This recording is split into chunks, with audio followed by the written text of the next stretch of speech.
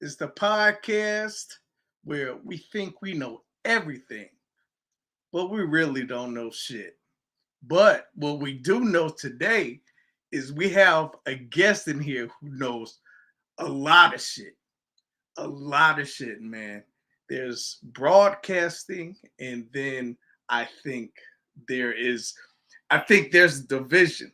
There are subcategories of broadcasting, and this guy, he has to have everything up here about everything, and he has to be able to think quick and and he's funny too. He's actually really funny. He's changing the game of play by play. I remember when it used to be boring. It would just, just say the play by play, and then the color guy, which they don't call it that anymore. It might be for political reasons, I'm not sure, but they don't call it that anymore. They call it an analyst. But our guest tonight, he's more like a play-by-play guy and an analyst because he knows everything, man. But we're gonna talk to him, and he's also from Chicago, which is a treat. And you know what that means. When you're from Chicago and you're a guest on this show, you're in the hot seat. And he doesn't know what I'm talking about right now, but he'll find out. So anyway, we went to the Bears camp. Well, it was actually a show on Sunday at Soldier Field. It was the Family Fest. Me and Foul Mouth C. But I'm gonna bring him in here, and we're gonna talk about that. We're gonna talk a lot more with our guest tonight. It's gonna be a lot of fun. So you know what? You are now rocking with the Chicago Clubhouse Podcast, where they think they know everything, but honestly, they don't know shit.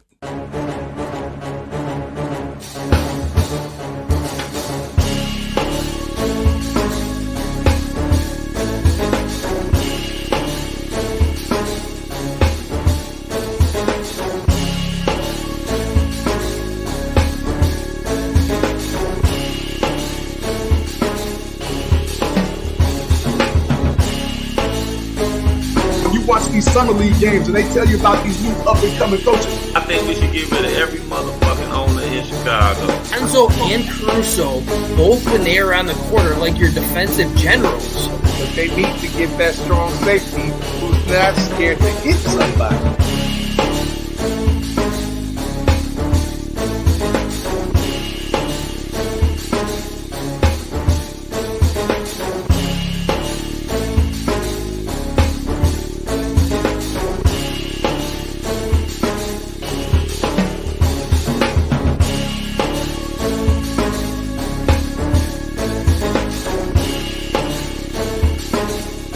They really don't know shit.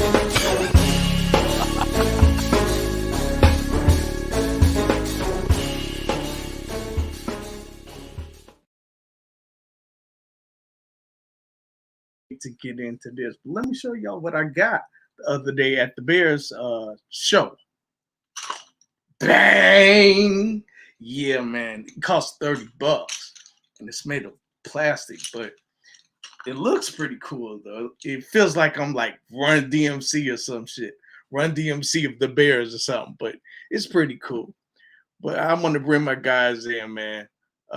Let's start off with my guy, the stat man, who knows every single stat from every single team, basketball and football, since the 80s and 90s, and now the thousands.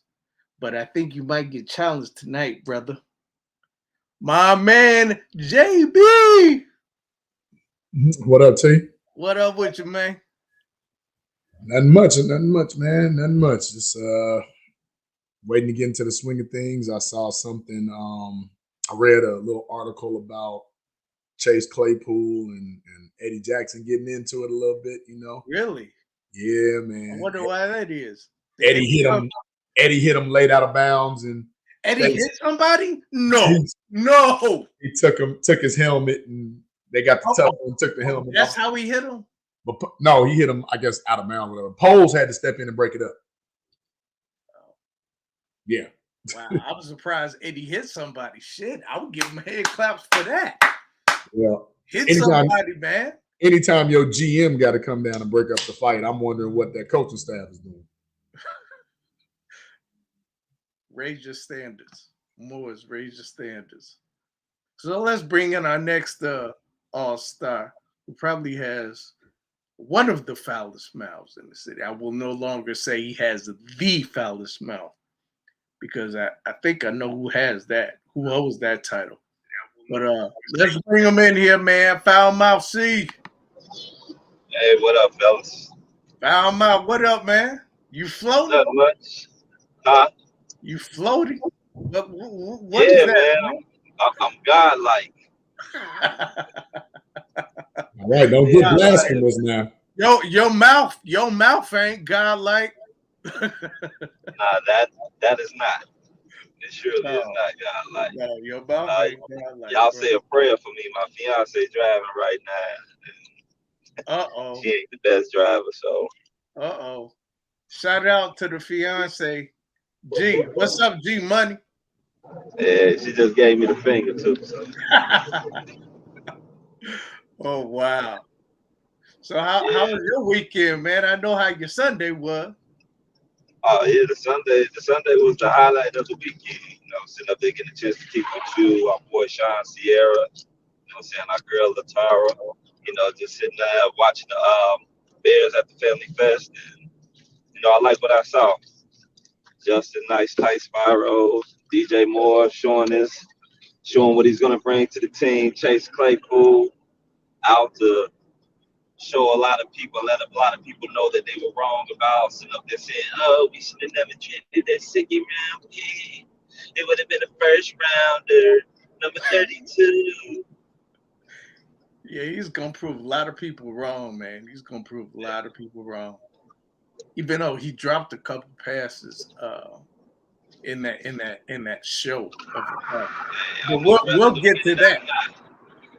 We'll get to that. But let's bring in our last all-star, but not least, who has that Hawk talk, but he won't be talking about the Blackhawks tonight because ain't nothing to talk about. My man Frank the Tank. Yeah, we're in the dark days with the Blackhawks, but hey. Man, even during the season, we in the dark. Oh, shut up. They sucked last year, and they were still more entertaining than the Bulls. If it wasn't for Adam, you know, and Stacy on that beautiful broadcast that they do every game. Yeah, man. Adam and Stacy are more entertaining than the game. They absolutely are. They are, man. So how was your weekend, Big Frank? Oh, weekend was good. How about you guys? Man, the highlight of the weekend was going to the Bears show. Yeah, for sure. So we won't really see what they actually can do until they're playing an opposing team. When you have 11 dudes that want to knock your block off, that's when it counts. Not in practice. They don't necessarily want to knock your block off because we're on the same team. Yeah. So, and I mean, let's also not forget over the weekend we had one of the best fights over the weekend, and I'm not talking about boxing or MMA. No, we know what you're talking. I'm talking about our guy TA getting KO'd I gotta say, man, TA's got a weak ass chin because I didn't really think that connected that hard. Down goes Anderson. Yeah, it did not look like it connected that hard to knock somebody out. It didn't look like it did. And I am still kind of pissed that he got 6 games and the guy who knocked him out only got 3. That kind of made no sense to me whatsoever. Man, Tim dropped his glove like what? Well, I mean, at the same time, that guy stuck his finger in Tim Anderson's face and pushed him away he with his finger too. So that's kind of starting it too. But yeah, we'll leave that to Sunday. So I can't wait to get into it with our guest. Okay, I'm going to stop calling him our guest. It is Adam Amin, the voice of the Bulls, but he also is all over the Major League Baseball broadcast. He's all over the NFL broadcast. And also, he is a DJ cutting up the wax. I can see that. I did not know cutting that. Up the wax. Y'all would never know that. No. I know. I got one big question I'm going to ask Adam, and it's why isn't he doing any hockey? Because, I mean, Adam, hockey's next for you, my man. Maybe he don't like that. It might be trying to pronounce those names, maybe. I don't know. He already got to retain a whole lot of shit. So, anyway, without further ado, let's go ahead and bring him in, Mr. Adam Amin. Oh shit! As soon as you just said his name, he got knocked off. Yeah. I did kind of look below, and I think he was kind of frozen, so he might be checking his. That's because you let T run the show tonight. God damn it! That's dude, what it was. It's that fucking chain. It's messing up with the reception. Y'all even though it's plastic. Y'all see it. Man. All right. Hopefully, we'll get him back on because I thought he was frozen because he was looking down for a while. Get him back on, man. He might have been frozen, but anyway. So I know that you was talking about earlier, hitting some people. So we got our first preseason game coming up this weekend. So yes. Do you really think we'll see a whole lot of action? We should. No, you may see a series out of Justin, but outside of that, I don't see more than I'd see it. I'd want to see at least outside of the quarterback, because we know the quarterback is not gonna get much action. The starting quarterback is not gonna get much action. But do you think like all the rookies, all the pickups, the free agent pickups, do you think all those guys are gonna see some action? Absolutely. I'm more concerned about that second tier. The first string might run a series, maybe two, whatever. But to be honest with you, I'm more concerned about, am I going to get to see Javon Dexter and, Tyreek Stevenson, Zach Pickens, and then with that second unit coming in to see how they play. I want to see if Tyler Scott, can play with what's our backup name from Carolina? PJ Walker. Oh, yeah, I am excited to see PJ. And I'm excited to see Roshan Johnson. I already forgot the backup's name, PJ Johnson. Yeah, but Walker. Adam Walker. You already forgot his name, dude. Johnson, PJ Walker. Yeah. So DJ Adam has come back. So I think we should go ahead and bring him in now before we lose him again. Adam Amin. Welcome, sir. Welcome. What's good, everybody? How y'all doing? What's happening, boss? Pretty good. How you doing, man? All's well, man. Just got off a plane from Las Vegas after doing some USA basketball, and it's a work week, man. We're getting after it this week with Bears. I can't believe it's 3 days away. Seriously, it's right around the corner. I can't wait. I haven't been more excited for a Bears season since after probably I'll say after Jay Cutler, after we lost to Green Bay in the NFC Championship game.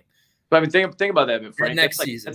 That's legitimately 10 years since there's been, I would say, this level of buzz. Like I think 18, or maybe in 19 after the 18 season when the defense was really, really good. Maybe it felt like there was a little bit of juice going into that 19 season, and kind of felt obviously underwhelming even going into that year. I don't think we've had this much offensive excitement, right? Like you're actually jacked. When was the last time you probably said it right there, 10 years, 11 years ago with Cutler. When's the last time you were really excited about a Bears offense, Man.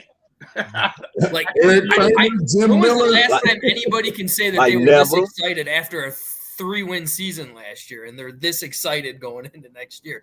But you said it perfectly. Like our offense, for having no weapons, we didn't do that bad on offense. Because of one guy, don't get me wrong, it pretty much was one guy. Yeah. I think there's something to be said about there is something to be said about the run game in the modern era of passing in the NFL. There's something to be said about having an established run game. I don't think that will ever really go out of style, but I think the Bears accidentally it's not like they planned on this necessarily, but it worked out okay. It worked out very, very well. They find themselves ahead of the curve on offense.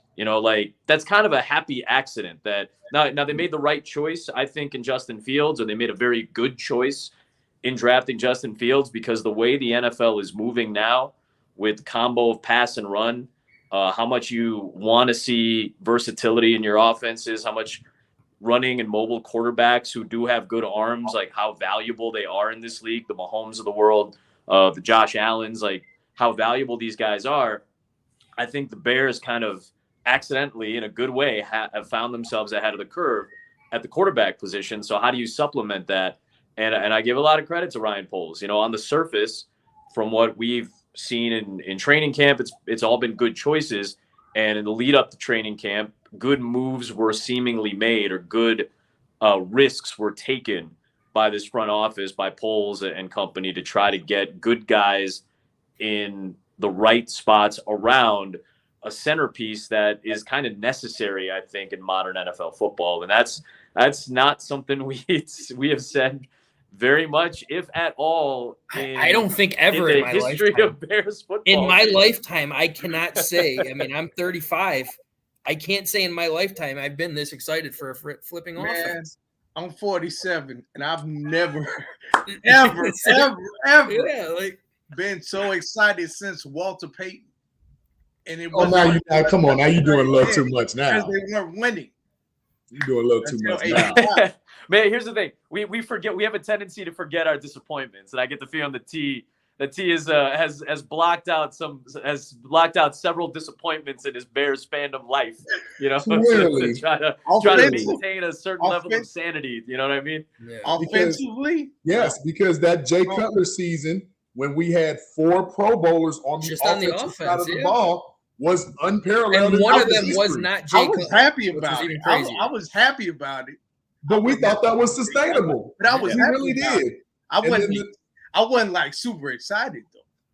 And then the next year, if I'm not mistaken, we had 3 because we had Brandon Marshall, Matt Forte, and Martellus Bennett at that time. Yeah. At all 3. So we had a couple of seasons back. Still not overly. That I would say, JB, that kind of feel like a little bit of a surprise though, right? Like it's like, oh shoot, we got this team has some real weapons. Like I feel like we got a few games or maybe a month or 2 into that season where all of a sudden I was like, oh, maybe this offense is, can be all right. Whereas I feel like going into this year, the expectation is so high, or so much higher than maybe it has been in years past, right? Is that fair? That's more than fair, but I just want to bring up a point to say that's the last time when we said we have a top 5 running back. We have a top 5 receiver. We have another top 10 receiver. We have a top 15 quarterback. We have a top 10 tight end. That's the last time through memory. And a real solid offensive line. Let's not forget, guys. Yeah, that offensive line with Kyle Long and them boys was pretty stout. It was pretty good, right? But unfortunately, whatever the coaching situation happened where you kept bringing in different offensive coordinators, we all familiar with the Mike Martz situation where we famously should have kept Greg Olsen, but he said he didn't, but we know he did. There were some things that weren't player-driven problems, right? When we come into the situation now with Ryan Poles, what I see is a GM that says, no, I want a top guy at every position, or at least a quality guy at every position. And I have to give him credit for that, because now, like I said, I love credit to someone. I love Monty. I really did. I get the feeling. I'm gathering quickly that JB is not quick to throw bouquets. You know what I mean? Not at all. He's not. When it comes down to coaching and stuff, JB is a very hatred young man. It's not about that. It's about it's like you watch your favorite movie, right? Then somebody come and remakes the movie, and you know the ending and how this is going to work. Some things are not always as better as the original or as good as the original, right? Yeah. So I've seen the excitement over this before, but now it's time to actually show. So before I get overly excited, and I don't need long to know you don't know what you're talking about. I really don't. And that's the thing where I say in any sport nowadays, because in this microwave society, everybody wants it now. Everybody wants their quarterbacks to win within that first 5 years in their rookie contract, because we always know it's cheaper. Yes. You want to run your running back 3 to 4 years into the ground before you have to pay him $9 million and then you get mad and walk. Yep. These are just the times we're in. But if we can catch, lightning in a bottle and sustain it, I mean, listen to the names, guys. Justin Fields, household name. DJ Moore, for those that watch football, household name. Anybody that watched Big 12 football knows Rashawn Johnson. So you're starting to finally get some of those guys. Yeah. Where traditionally the Bears don't get those guys. I take you back, and one of the worst draft picks we ever had was a guy by the name of Shea McClellan. Yeah. Pissed me off. Another draft, we drafted Cedric Benson, and I wanted Sean Merriman. Pissed me off, right? I think Poles is going in the right direction. I really think he does. I do question the coaching, but there it is. There it is. Later. But I like the players. I like the personnel, except for Velvet, but that's another story. So he's talking about Velvet Jones, but he renamed him Velvet. Velvet Jones. Yeah. If I didn't feel like JB was calling him soft, I feel like Velvet Jones is actually a badass nickname, to be honest. Hi, I'm Velvet Jones. That's actually a pretty good nickname. Honestly, like I thought about getting a jersey after him, but just saying Velvet Jones. That's awesome. If somebody suddenly started calling you Velvet Jones, you try to lean into it a little bit. Be like, that's pretty good. It's pretty good. That's pretty good. If I ever meet him in person and I go get an autograph, hey Velvet, and then I'm gonna realize he's not coming. Don't be surprised if you knock your teeth out. I know, I wouldn't. Hey, I might have just got that guy NIL deal. You never know. Like it's a luxurious deal, fabric. A luxurious fabric and a luxurious name. Yes. So look, before we get too deep into the Bears, tell us about you, Adam. You from Chicago? You went to high school here? How'd you get started in this? Yes. I mean, damn. The moment you stepped onto that mic with the Bulls, man, I was like, thank you, because chemistry, it's so smooth and great, that chemistry. And no, I appreciate that, man. I'm from the suburbs here. I've lived in Chicago for the last decade plus. Wait, suburbs? Originally from Addison. Spent a lot of time in the city with my. Not that far. All right. Yeah, not that far at all. I got a suburban with me. My parents both came from Pakistan. My brothers were born in Pakistan. I was the first one born here, and spent a lot of time in the city with my cousins. And we had a large extended family in not only the suburbs but in the city, right off California. And just it felt like it feels like home. To be back here and have a shot to work with the Bulls. I did 9 years at ESPN before I joined the Bulls and moved over to Fox Sports. Before that, I went to school in Indiana. I went to Valparaiso in Indiana. Worked in Iowa in a small town. Worked in New Jersey for a couple of years. Had seasons of minor league baseball under my belt, and then was fortunate to work over at ESPN for a long time. Did a lot of different things and got a chance to start working in the NFL, start working in the NBA, do Major League Baseball, and a lot of that was on radio. I got a few shots on TV and all that. Try to get a decent gig, and I'm fortunate. I get a chance to work with good people. You mentioned my partner, one of the greats of all time, man. Like I really lucked out. We got a great crew, but I got the partner of all partners, man. I got a guy who knows how to do this job and knows how to make it fun and knows how to make it entertaining for people to watch. And I'm just along for the ride most days. And honestly feels like that. I try to compliment my guy and try to do do the best for him and do the best to make him look good or feel good and have a good time. But I'm real fortunate, man. I'm very, very thankful. So y'all are both hilarious and also witty. Like I was saying before, there were play-by-play guys like the Bulls, and they weren't so witty. They were kind of dry. I'll say one name. I like this guy. Rest in peace. Johnny Red Curl. You remember Jim Durham? Oh, Jim was one of my idols in terms of like learning how to do the job, because I think you're right. He wasn't like a trying to be the funny. He was a great straight man. To Johnny, JB, you mentioned Johnny. He worked with Johnny on TV and on radio.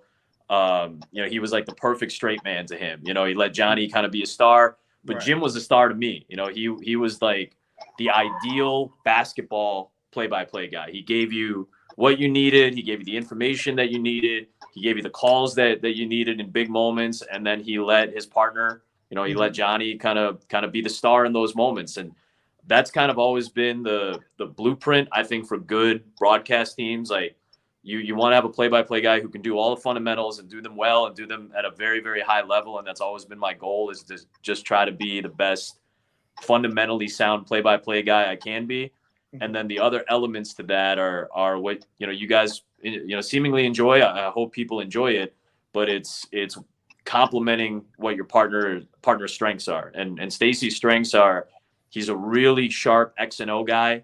You see how he works on the telestrator and his knowledge of the game. And, remember that I think people forget he coached in the CBA and he coached in Rockford and, was it's close to a championship level, coach. They made it to the finals, I think, one year. And just even that experience alone, and then being around a lot of coaches, it gives him a really great sense for the game.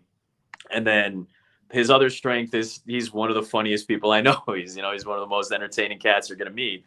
And you don't want to step in front of that, So my job and my goal has always been just to try to make the people next to me, whether that's AJ Przinsky on baseball, Stacey King on basketball. I work with Mark Schlereth on football. I work with Bill Raftery the other night. I work with great, intelligent, smart, funny people. And I just try to complement that. And if I come off as witty, that means that the person next to me is probably really witty. I'm good at matching the energy of my partner. Like I want to make them feel comfortable. I want to make them feel confident. So if they're funny, I'll do my best to complement that. If they want to be more serious, I'll try my best to complement that and maybe try to make a few jokes and get them a little loosened up. But that's what chemistry is to me, Frank. You use that word chemistry. Yeah. I think that's what that means to me, and I hope it comes off on the air like that. Yeah, I mean, usually you would think chemistry might take a little bit of time, but you fit perfectly right in there right away. It was unbelievable. Thanks, man. Now, I just wish you can jump into a hockey one because the Blackhawks. It's the one major sport I've never done in my entire life, and it's a different animal, man. That's a different animal to try to handle that pace, and it's the knowledge of the sport. It's deep, man. It's not me. Pronouncing those names, I'm sure, is not going to be nearly as in easy, real time. Anybody who does hockey at a high level, man, I got all the respect in the world for. Yeah, because ever since Pat Foley left, I wish you could have been in a broadcast booth next to Pat Foley. That would have been like a perfect pairing too. Pat was awesome, man. We all grew up on him, and he was Chicago. Like he felt like your neighbor. Telling you about the game. That's what I always appreciated about him. So Adam, let me ask you this, because you had mentioned the late Mr. Durham, but prior to that, being a kid in Chicago, growing up in those eras, was it just sports in general, Chicago sports culture in general, they wanted you to get into sports broadcasting, or was it an actual broadcaster that kind of just messed with you? I mean, because remember, I remember when you was on ESPN, so like, was it like a Stuart Scott or somebody that kind of, a Rich Eisen or somebody that kind of just was like propelled you into this work? I think, I grew up a Cub fan because my dad, my late father, was a Cub fan. So he was a big Pat Hughes guy. And we loved Harry Carey too. So that was always that. In Chicago, there's always been entertaining broadcasters. And I've never been like, I like the Cubs and, I don't like the Sox or anything like that. It's just, we had WGN. So we watched everybody, we watched all the teams. So Hawk had his own style with Wimpy, with Tom Paciorek. Like, that was a distinct style. Harry had a distinct style. Pat Hughes had a distinct style when I was growing up, listening to the radio on Friday afternoons with my dad. I mentioned Pat. Everybody in Chicago has some kind of influence on you because you're just exposed to them. It's osmosis. The more you absorb listening to, the people in your city, the more you're going to feel connected to them and the more you're going to be influenced by them. And that's kind of what it was for me. But I didn't really know this was like a real job until I was probably 17 or 18 years old. I guess I messed around with it a little bit in high school. And that's when I went to college at Valpo and started to really like listen and try to be more of a student of broadcasting. That's when you start to really like listen critically and watch critically. So at that point, I really started to watch the kind of national broadcasters because I was starting to get into like, we had cable at college, and I was like, I can watch ESPN and like which college football broadcaster do I like? I like Dave Pasch and I like Bob Wischusen and I like some of the great NFL announcers. I like Mike Tirico and Ian Eagle and I love Dan Schulman on baseball. So like just the people Keith Jackson did it for me when I was little. Who was it for you, JB? Keith Jackson. Man, like if you watched the big game on Saturdays, like Keith was the voice of it. You know, like you get connected to people, and there's never a wrong answer. I've always made like a point to when I meet people, and I've traveled the country. I've been to just about every state at this point. Like everybody's got a reason that they like somebody on TV when they're calling sports, right? And Keith was the voice of a sport essentially. So when you get that connectivity, you feel some kind of kinship almost with a broadcaster. Like you mentioned Stuart Scott, like he has kinship with people. You know, he speaks in a way that's going to appeal to certain people. Pat Foley spoke in a way that, like I said, he sounds like your neighbor. Like he sounds like a dude from Chicago. You know, he sounds like a dude that lives in Wheaton or lives in Glen Ellen or you know, lives in Bridgeview or whatever it is. Like he sounds like one of us, so to speak. You know, like one of us from this area. So when anybody that can deliver some connectivity and some connection and some kinship, that I've always felt like that was a really big advantage. You know, to try to ingrain yourself in a broadcast community. Wonderful. Great insight. Adam, how do you retain all of this information about all of these teams and be able to talk about it so quickly? Like you don't have to think, let me see. It's like it just comes out right away. How do you do that? I don't know if I have I think I have good recall. That's helpful. You certainly, you know, have to develop that. I do think it's a muscle that you have to keep working out, you know, so I feel like if you don't use it, then it kind of diminishes a little bit. So I call a lot of games. That helps, you know, like I call something like 100 games a year between football, baseball, and basketball. So going through that process a lot, it kind of gives you a sense for how to retain information, how your brain works specifically. Like my process may not work for somebody else, and that's okay. Somebody else's process may not work for me. It's more about learning your tendencies and learning your methods, you know, and kind of ingraining that in your head. So like right now I'm working on Bears preseason prep, right? Like that, it's a work night tonight. So for me tonight, a lot of tonight is kind of reading stuff and typing it out and writing things down in a way that I know I'll be able to recall 4 days from now or 3 days from now when we're on the air on Saturday. And I have a system of prep, you know, like I have charts and sheets and things that I type out and places where I put certain notes. I might use a certain color of a highlighter for something specific. Like it's little things that allow me to recall certain nuggets of information and certain notes. And a lot of it ends up just being, you know, flushed as soon as the game's over, because I got to move on to the next game. You know, like I like doing the Bears preseason. You know, I've been doing it since 2018, and I like doing it because you kind of get to retain information for a few weeks and kind of track the story of the same team. It's the same thing with the Bulls. Like I don't have to do the same amount of preparation for the Bulls that I might have to do for a national baseball or national football game, because we see just about every game for the Bulls. You know, outside of a couple games I missed for football or baseball, like we're seeing just about every game. So it's nice to track certain stories. So I may not have to write as many things down for the Bulls because we're seeing it, but for teams that I haven't seen or sports, you know, like the NFL, if I haven't seen a team, I'm going to have to do a little bit more deep diving and a little bit more research and a little bit more studying and a little bit more writing and typing and highlighting so that stuff gets ingrained into my head. And again, we're lucky because every game is an open book test. You know, like we're tested on the fly. You have to come up, like you said, T, with information in the moment, but I have the notes in front of me and I know where to go. You know, I remember I see this player, I wrote down a story about him, and because I went over it 2 or 3 times during the week, I don't have to stare at my notes to try to get it right. I know what I wrote down and I can say it naturally and conversationally. And I know it's kind of a long answer, but I hope that makes sense. No, it does. Yeah, it Definitely makes sense.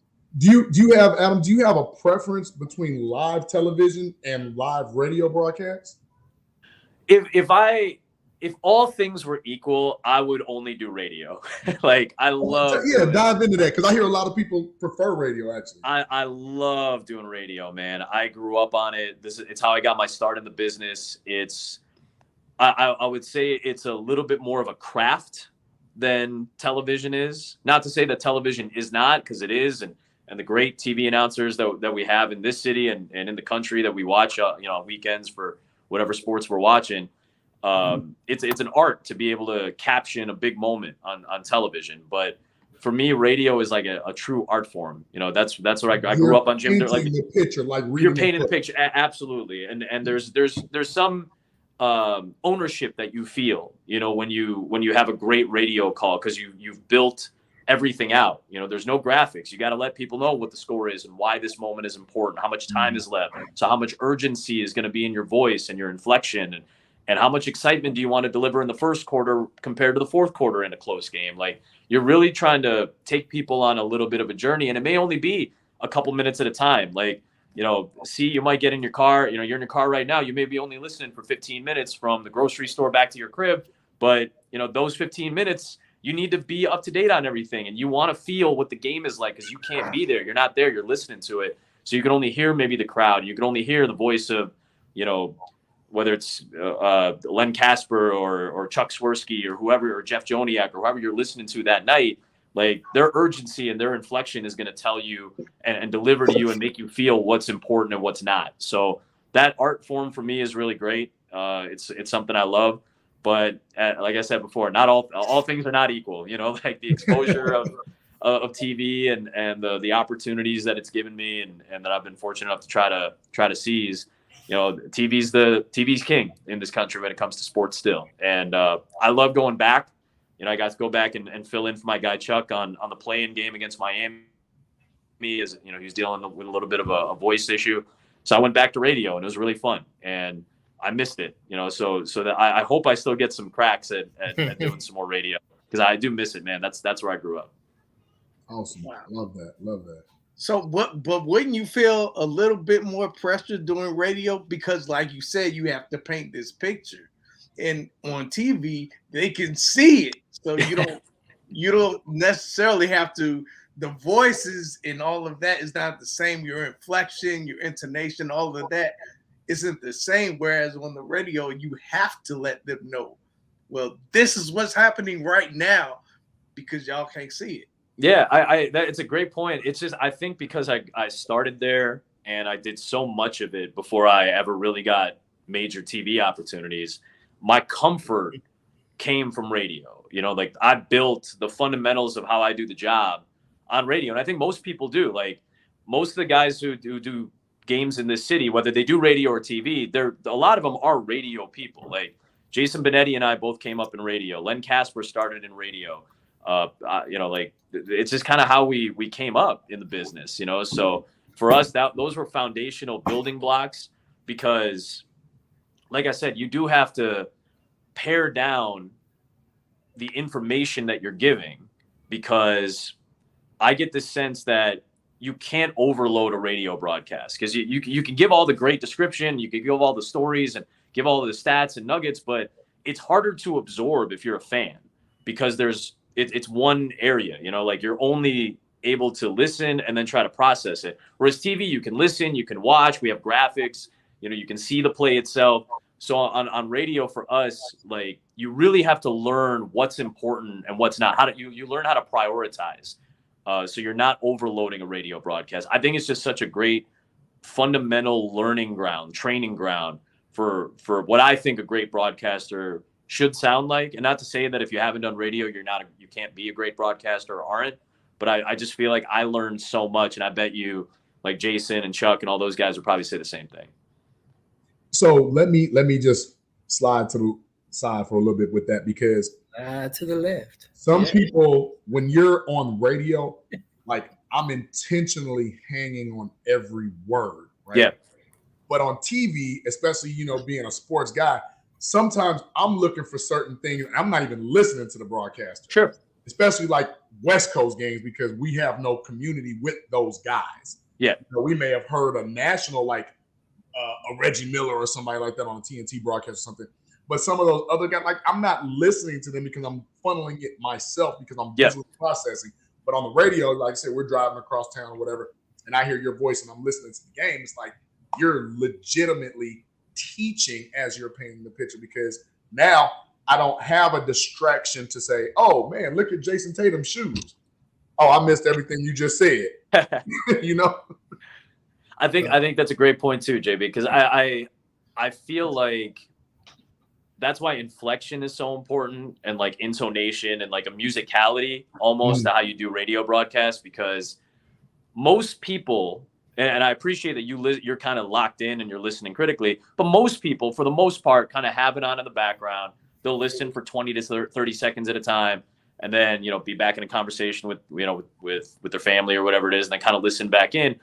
But when your voice goes up, when that inflection goes up, when you hear the excitement level, and that's similar on TV too, like when the voice of the announcer that you're listening to goes up, all of a sudden your brain engages, right? Yeah. Your brain engages and locks in. What's going on? What's going on now, right? So I think that's why I also think it's important on TV. I think I'm an excitable broadcaster, but I try to save those. I try to save those shots, for when, hey, something's about to happen. My voice is starting to go up. Just take a quick look. Maybe we'll see something cool together. And if not, whatever, I'll go back down and we'll kind of, we'll kind of reset. But I feel like intonation, these are like underrated nuances about how to, I hope, how to do the job well. Like I think those things are important, because listeners and viewers can only process so much. So you need to give them triggers. You need to give them kind of entry points to get engaged to what you're saying and what you're listening to, whether that's a big play is happening, whether it's a story. If I'm telling a story about a guy, I try to deliver it in a conversational way. But it'd be the same way if I'm sitting next to C in the car, and I'm like, hey man, listen to this. You'll never believe what I got a chance to learn this past week. And all of a sudden, just a little simple introductory sentence like that. Well, now, all right, maybe I'll perk up a little bit, or my ears will perk up, or I'll lean forward and listen in to what the announcer is talking about now, because I'm trying to talk in as casual and as conversational of a way as possible, so that you feel at ease when I'm trying to tell you something that I want you to remember and walk away with. I don't want to tell you stuff. I don't want to overload a broadcast with stuff that you're going to walk away and not remember or not really care about. I want to deliver it in a way so that you care about it, or you're emotionally connected to it, or we got a really good stat that I hope you walk away with, so that when you're talking to your people the next day, you go, hey, I heard this last night. I think this is a really good number, or a really good stat, or a really good story, or whatever it may be. Agreed, because a lot of times I noticed, your takes are very meaningful and impactful. And then I noticed a lot, like in a basketball vernacular, sometimes you draw us and reel us in and throw the lob to Stacey King, so to speak. And then he's, give me the hot, like it just, right. And it's that's what we're trying for. Like we don't plan that out, but we know it's comfortable. I know that I can set up a story or a stat, or, Stacey and me and Mark Brady, our producer, and Tamara Anderson, our graphics director, and Russ Leonard, who's our game director. Like, we have a quick, 5-10 minute meeting before, like an hour and a half before the game, just to kind of, and we may not even talk about a bunch of stuff. We'll just be, bullshitting in the back, and just kind of hanging out and talking about stuff. And Stacey will say, hey, I saw this thing. I want to talk about this. All right, yeah. How do you want to say it? Or what do you want to talk about? So if I know what he wants to talk about and I see it come up in the game, right, I'll think of a way like, hey, I've got this stat, or I've got this story to tell about this player for the other team, or this, I found this DeMar DeRozan story that I know Stacey wants to talk about. So I'll set it up in a way that I know he doesn't have to worry about the lead up. He doesn't have to do all the introductory stuff. I'll handle all that. And I want you to get right into your point, so that people walk away and say, oh, I heard Stacey say this thing.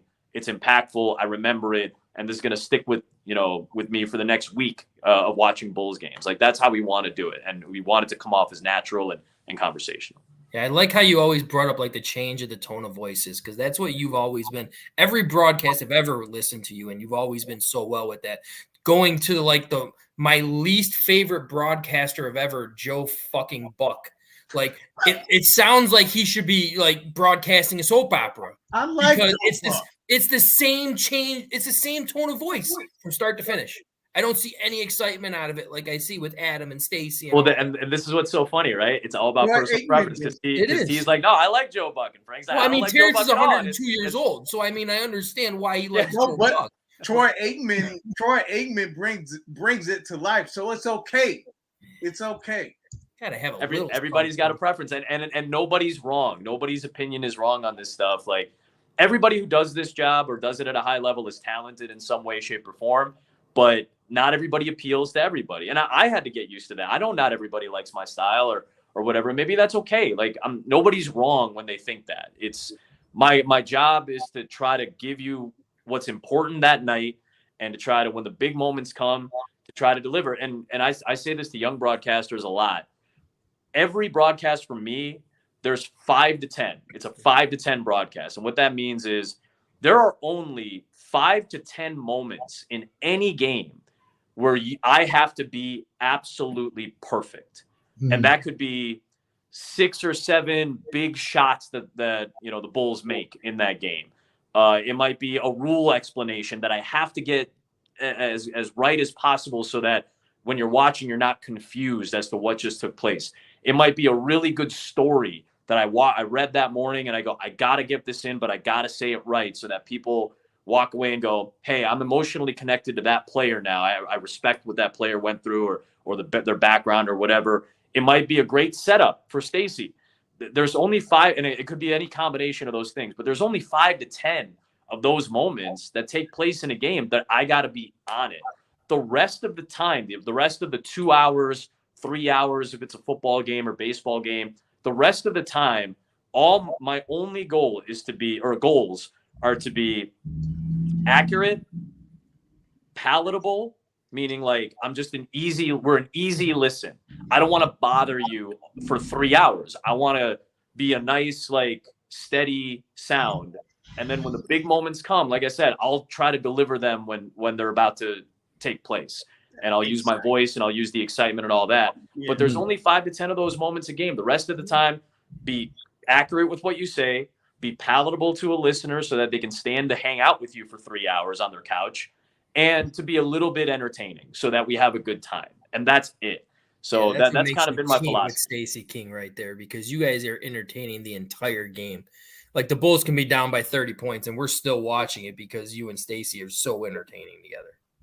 You guys' chemistry is real good. I hope Justin Fields and DJ Moore have that type of chemistry. Right. Everything we've been reading, man, everything we've been seeing in training camp it's been positive, and yeah, I know you guys want to talk some Bears, and I think it's a nice entry point too, because I'm really excited about this guy, man. Like, and my excitement has been building. I tempered it initially at draft time when they made the move, and I thought, all right, DJ Moore, a strong, solid, capable receiver, but also like he's had a lot of different quarterbacks. He's had Teddy Bridgewater, he had Sam Darnold at the end of last year, he had PJ Walker. I know you guys were talking about PJ earlier.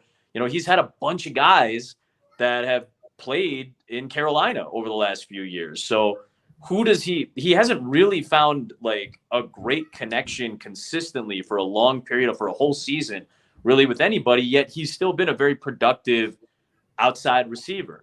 Yeah. I saw a lot of deep balls to him in the last couple of years, and he's a really good deep ball guy. And we've been seeing that, that Fields is willing to throw the ball deep to more. I think Justin's a really good intermediate passer, but I want to see consistency there. I want to see the tight window throws be completed at a higher rate, and he's a pretty decent guy, but I wanted to see him take an even bigger next step. But I think he's done the things that he needs to do. He needs guys who have a good catch radius and tight windows. And I think DJ combined with Darnell Mooney, who is going to be healthy hopefully after that ankle injury last year at the end of the season, and hopefully Chase Claypool, because he's got a big body, like he can carve out space. You have a lot of high-low concepts that you can run. You have different portions of the field that you can use now.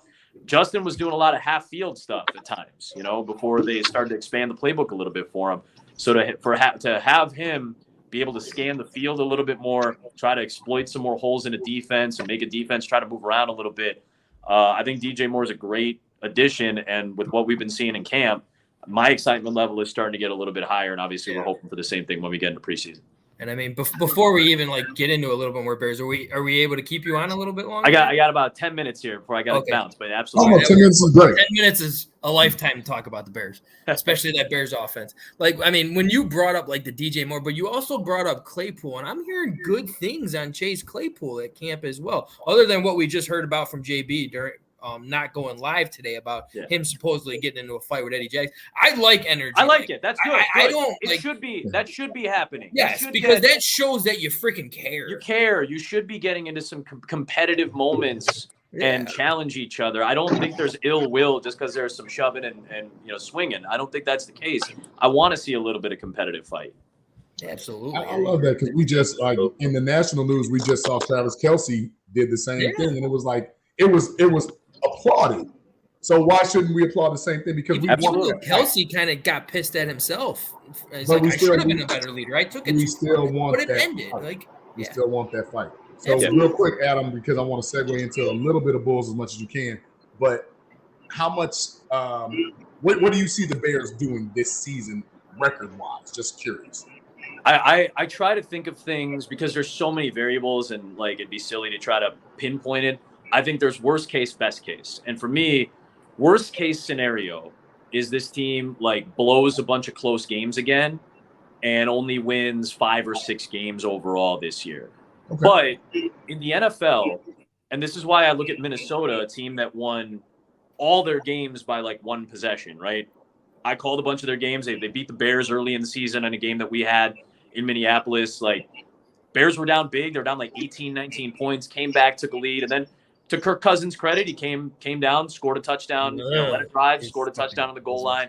And then Minnesota forced a turnover, right? I think it was Cam Bynum or something, got a strip of David Montgomery. That happened. Smith Marset, the receiver. Yeah, that was the former Viking. That was just signed. Marset, who had just come over from Minnesota. Minnesota won all those close games last year. That's very, very hard to sustain the following year. That's just a lot of bounces have to go your way. And is Kansas City going to win close games every year? Yeah, because they're Kansas City. They're fucking good. Of course they are. Patrick Mahomes and Andy Reid. You can't beat that combination right there. They're the Chiefs. Of course they're going to win close games. They're a really good team. So when you're more of a middle of the pack team where you're not one of the elite teams and not one of the terrible teams, you're gonna, it's really hard to match what a team like Minnesota did last year. So to me, it's also really hard to blow as many games as the Bears did. And I almost feel bad saying they blew a bunch of games. They were close games and they didn't make 2 or 3 plays that I think they're capable of making. So there's frustration in those losses. I don't think that's necessarily going to be the case where they lose 6 or 7 games by 1 score. So if they do, then maybe they only win 5 games. I think they're closer to a 9-win team than they are a 5-win team. And I think best case scenario, if they really pull a Vikings type of year and win every close game, because I do think most of their games are going to be competitively close based on their schedule and based on what the roster is right now. I feel best case scenario, maybe they somehow win 10 or 11 games. And now you're the division leader. Maybe if you beat Detroit twice, Detroit's kind of the sexy pick and the darling of the NFC North right now and a lot of the national media. And I understand why.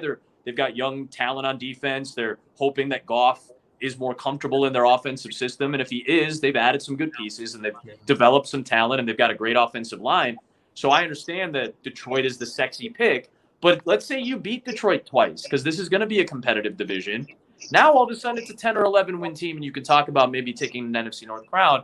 I think the truth is probably closer to the middle, right? It's closer to somewhere between 8 and, there's 7 and 9 wins. And then if a few bounces go your way, now all of a sudden you're talking about 10. If a few bounces don't, you're talking about 6. But 8 or 9 wins is enough to get you into the playoffs. With this expanded playoffs, 8 or 9 is enough to get you in. There's no reason to me, if things go well, and barring catastrophic injury, that this team should not be in the wild card hunt, and not just we stick them on the graphic and say they're in the hunt. I mean, they're legit in the hunt. Yeah. They're I'm talking week 13, week 14. They're either in the 6 or the 7 or maybe in the 8 spot, just on the outside looking in with a real chance to make the playoffs. Awesome. And one thing I wanted to bring up to you, because I always like bringing it up when you just brought it up, so I always like to piggyback on this, is you said all those close games the Bears lost last year, which 100% true. And one of our guests on here said this too, and I want your honest opinion on this as well. Nobody is saying that the Bears players throw games. Nobody's going to say that or anything like that. But out of those 7 games where they lost they could have taken the lead within like the last possession of the game or the last 2. Not one of those games they had their number 1 or number 2 receiver in the game. Yeah. Like I just throw that. I throw that in my head was just like you didn't want to win that game because you want a future better draft pick or something like that. Obviously, the players aren't going to do that. I'm not going to ever say the players are going to do that or something like that. But I truly do feel that you wanted to be competitive. You wanted to be close in these games. You wanted to keep it excited, but your goal was still to lose and then to pray to the gods that Lovie Smith went for that 2-point conversion to get you that number 1 pick in the draft. Sure, I think he led to this excitement that we're dealing with this offseason. So, like I said earlier, man, like some of these things are just happy accidents. Like the Bears have Justin Fields, who is one of the, I'm going to say 7 or 8 quarterbacks. So really only like a quarter of the league has a quarterback that is situated for the modern era of the NFL, which is pass first, but mobility and flexibility and versatility. The one thing I've been really, I don't know if this is wishful thinking yet, and we're not going to really know in the preseason because you're not going to give away all of your offensive wrinkles in a preseason run. But my hope is, like, I went back and watched some of the Carolina games that we did last year and watched some Carolina tape. Like, DJ Moore lines up in the backfield as a running back a couple times. Like, he lines up as a slot guy and runs orbit motion or runs end-around jet sweep stuff and can be an inside handoff guy to take you to the other edge and have guards and tackles pull to the other side. Like San Francisco, and I know San Francisco has the pieces to do it, Kittle, Deebo Samuel, McCaffrey, all that. I understand that. But I feel like this is a Bears offense at its best. The way we're projecting it could potentially have wrinkles like that where you can do multiple things, line guys up in multiple spots. Darnell Mooney has played as a number 1 receiver. I don't think he's necessarily built to be a number 1 receiver, but I think he did a very admirable job considering the circumstances of stepping into a role where you have to play the X and maybe you're outmatched physically. And he still made it difficult on opponents. I'm not saying he was the great number 1 receiver, but now he's got the experience there. Yeah. DJ Moore is lined up everywhere on the field. Chase Claypool can line up in slot and be a big slot receiver or line up as your Z or your X. So maybe the potential versatility of this offense can give some more opportunities for Fields to do some different things, for Luke Getsy to be a little bit more creative. We saw that midway through the season when after I think it was the bye week and they had some time to look at the Ravens and kind of pick and choose some things from other teams' playbook and try to incorporate some of those things. Now that you have time and some consistency with your personnel, maybe that potential for versatility is there. And again, that's more of a happy accident that you ended up with Justin Fields in a position to draft him, and all those losses all those bounces that didn't go your way lead to getting the opportunity for a number 1 pick and trades and better opportunities, all that stuff. So it's just a long roundabout way of saying I think some happy accidents have to take place. The NFL is built around that because of what, JB, you mentioned earlier, right? Rookie contracts for quarterbacks. Like you get a 4 to 5 year window. You get a 4 or 5 year window to try to make it work so you can build around a young quarterback if you've got that guy. And you only get, I think I saw a commenter in the chat say like you only get like 1 to 2 years now. And this is basically year 3 for Justin as like the main guy. And I think this is now the perfect opportunity for him to try to take the next step on offense. Especially when you're seeing the prices of quarterbacks nowadays. Wonderful. Man, Adam, I know you got to get ready to go. I got 37 seconds. I hope to have you back. We got to get into the Bulls. You ain't have to say nothing. Thumbs up or thumbs down for this 2023-24 season. I've got high hopes, but that's the optimist in me. So that's kind of like a thumb. It's a little bent. I'm also kind of double jointed, so like maybe it's like kind of like this or whatever. Sound like one's up and one's down. Oh. Yeah, there you go. I feel like this is the talent of that roster, based on the talent of that roster last year, significantly underachieved. I think that's a fair assessment. Like just when you have that many all-stars on your roster and you have good young talent that's fairly inexpensive for the time being. And even with the new contracts for White and Io, you can say maybe they overpaid a little bit, but that's the NBA right now. You're gonna pay some elevated prices. Those are still fairly friendly contracts. Zach LaVine's contract looks a lot less offensive now than maybe it did a year ago when you see what Jaylen Brown is making for Boston Celtics. That's a whole other story. That was insane. Exactly. So I feel like we'll definitely have to get you back on and talk basketball for sure. Well, we're going to talk about this roster, I think, and I'll happily come back on when we get closer to the NBA season. Yeah. But yeah, Javon Carter starts. Let me talk, man. What's that? Javon Carter starts. I think you start the season with Javon Carter as your starting point guard, and I do think you give Kobe White the opportunity to earn that starting job. Is Billy Donovan your guy?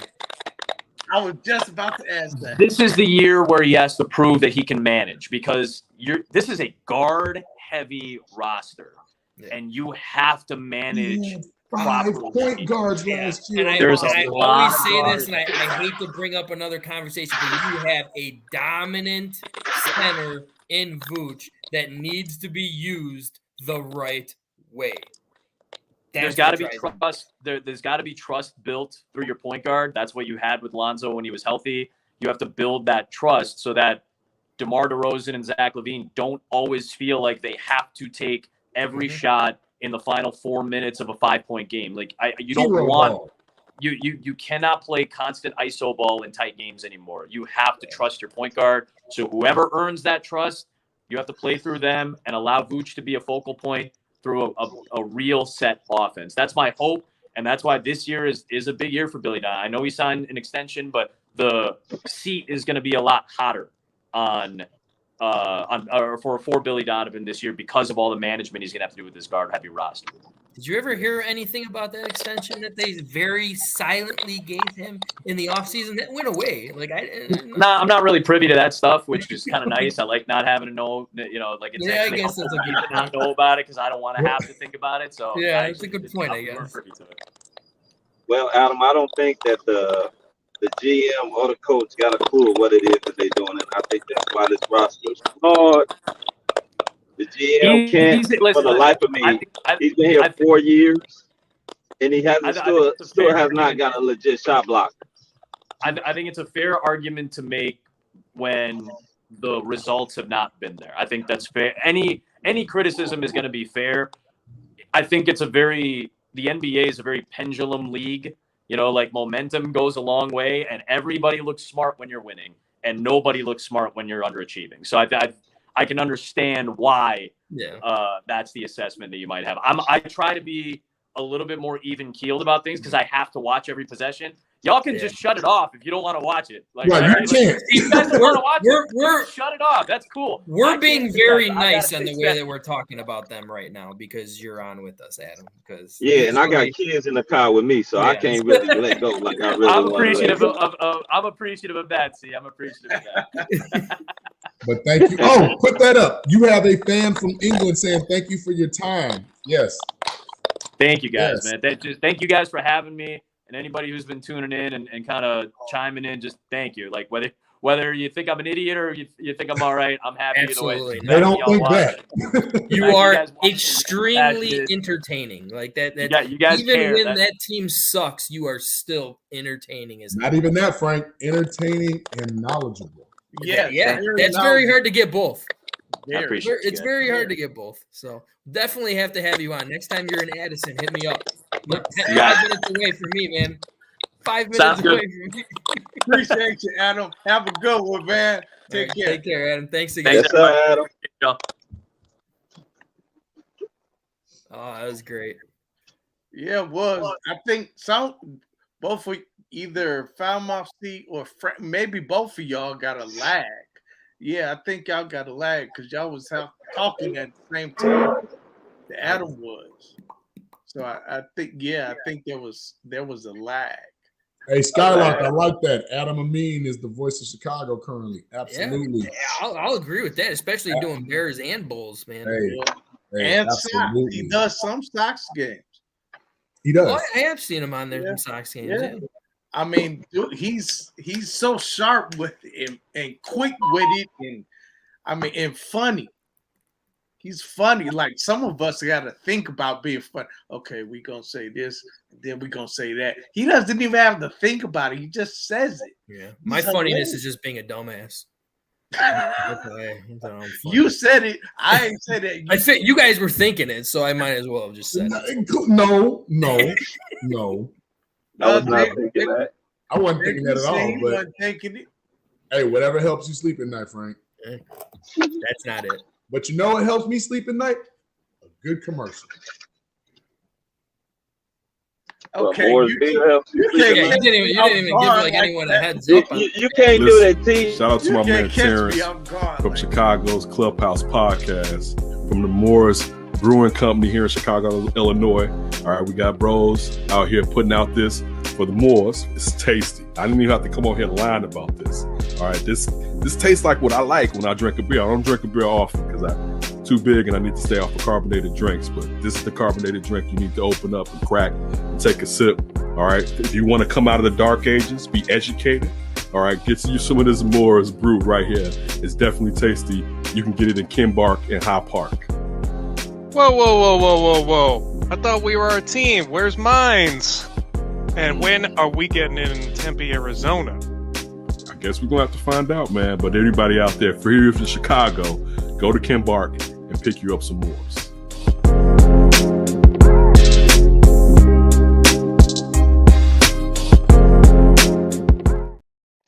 There was a time when high standards prevailed, when excellent craftsmanship was displayed and treated with the utmost importance. Acquire the crisp, refreshing taste of Moore's Beer. Moore's Beer. Raise your standards.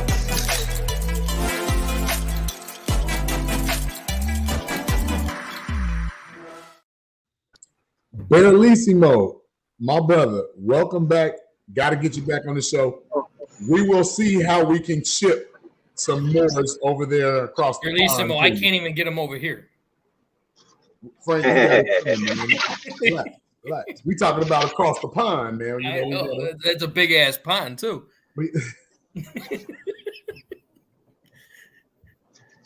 But I mean, it was fun listening to Adam Amin. I mean, I love listening to him and Stacey King. They're one of the best broadcasters in the sport right now, in any sport. I love watching them. Their chemistry is great. What you point at? Bellissimo's comment. What'd he say? Please. It's hard for me when I got this phone. I got Coronas over here, Bellissimo, because I still can't find any more. We will be in touch, Bellissimo. All the guys some Coronas. But they've heard Moores is supposed to be coming out here soon, so I'm still waiting for that.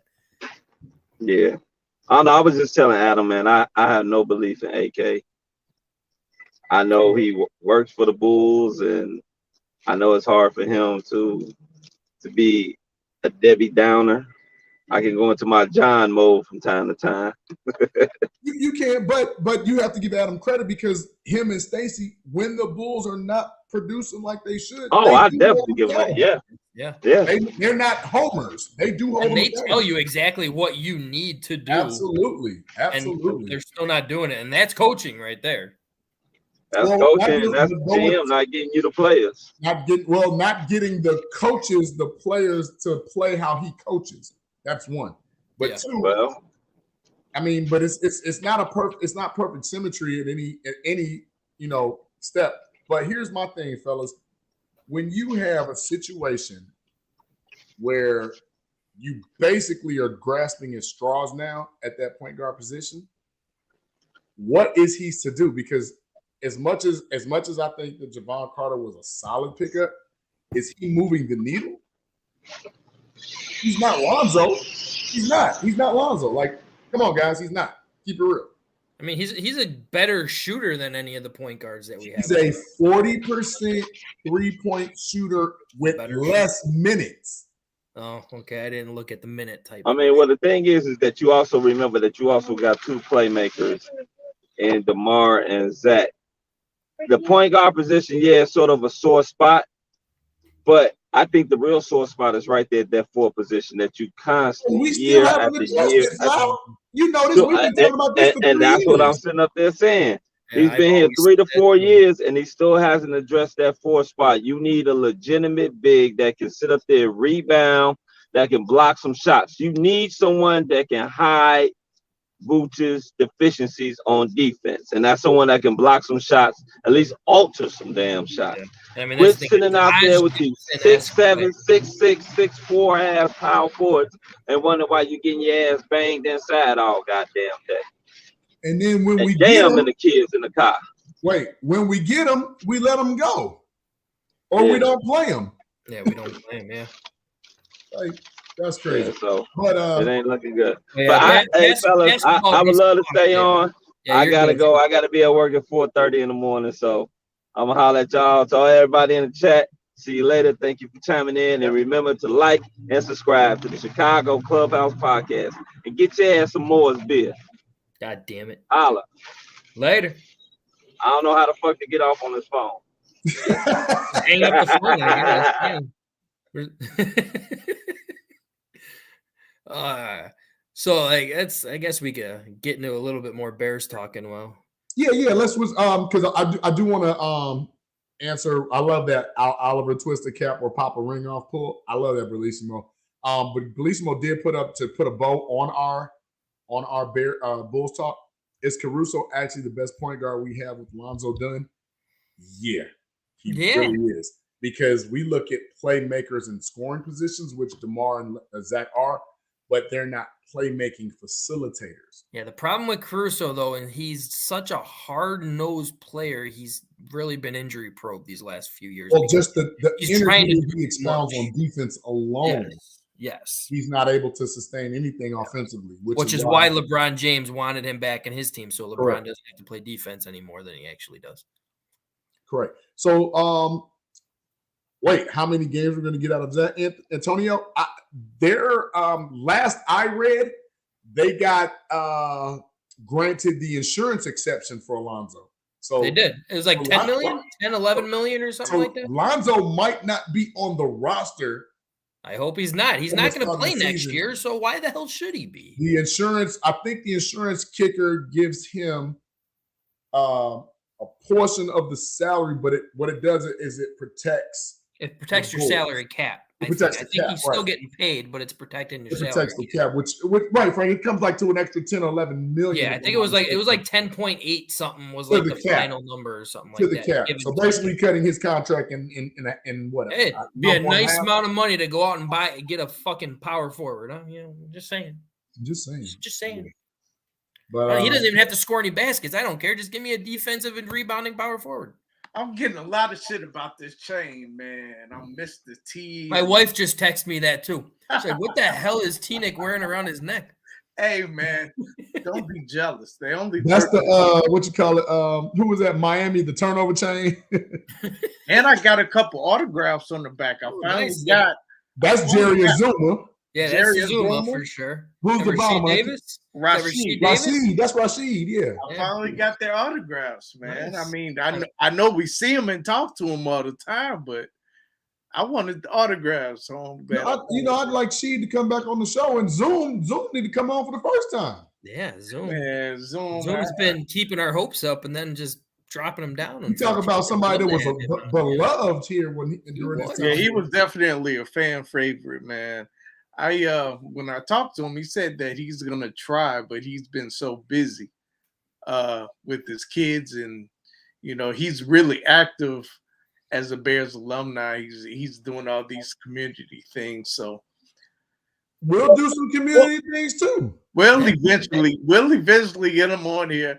But Rashid, he said whenever. Yeah, I love talking to Rashid, man. That's our guy. Not saying anybody else isn't. But Rashid, that's our dude. Pure uncut. We're talking Bears. Let's chime back into Bears talk and everything like that, man. Because like Adam said, man, I'm excited, man. I am excited. Watching this connection. I know it's only preseason. There's not any hits really or anything. But that like matters. But, I hate when people say that. Justin that Fields matters. throw the ball to a receiver that is blowing people off the line of scrimmage. Like DJ Moore is explosive as hell. Do you all remember 2 years ago in preseason how they were talking about how Zach Wilson was struggling connecting with his receivers in the route tree? Mm-hmm. That's the route tree.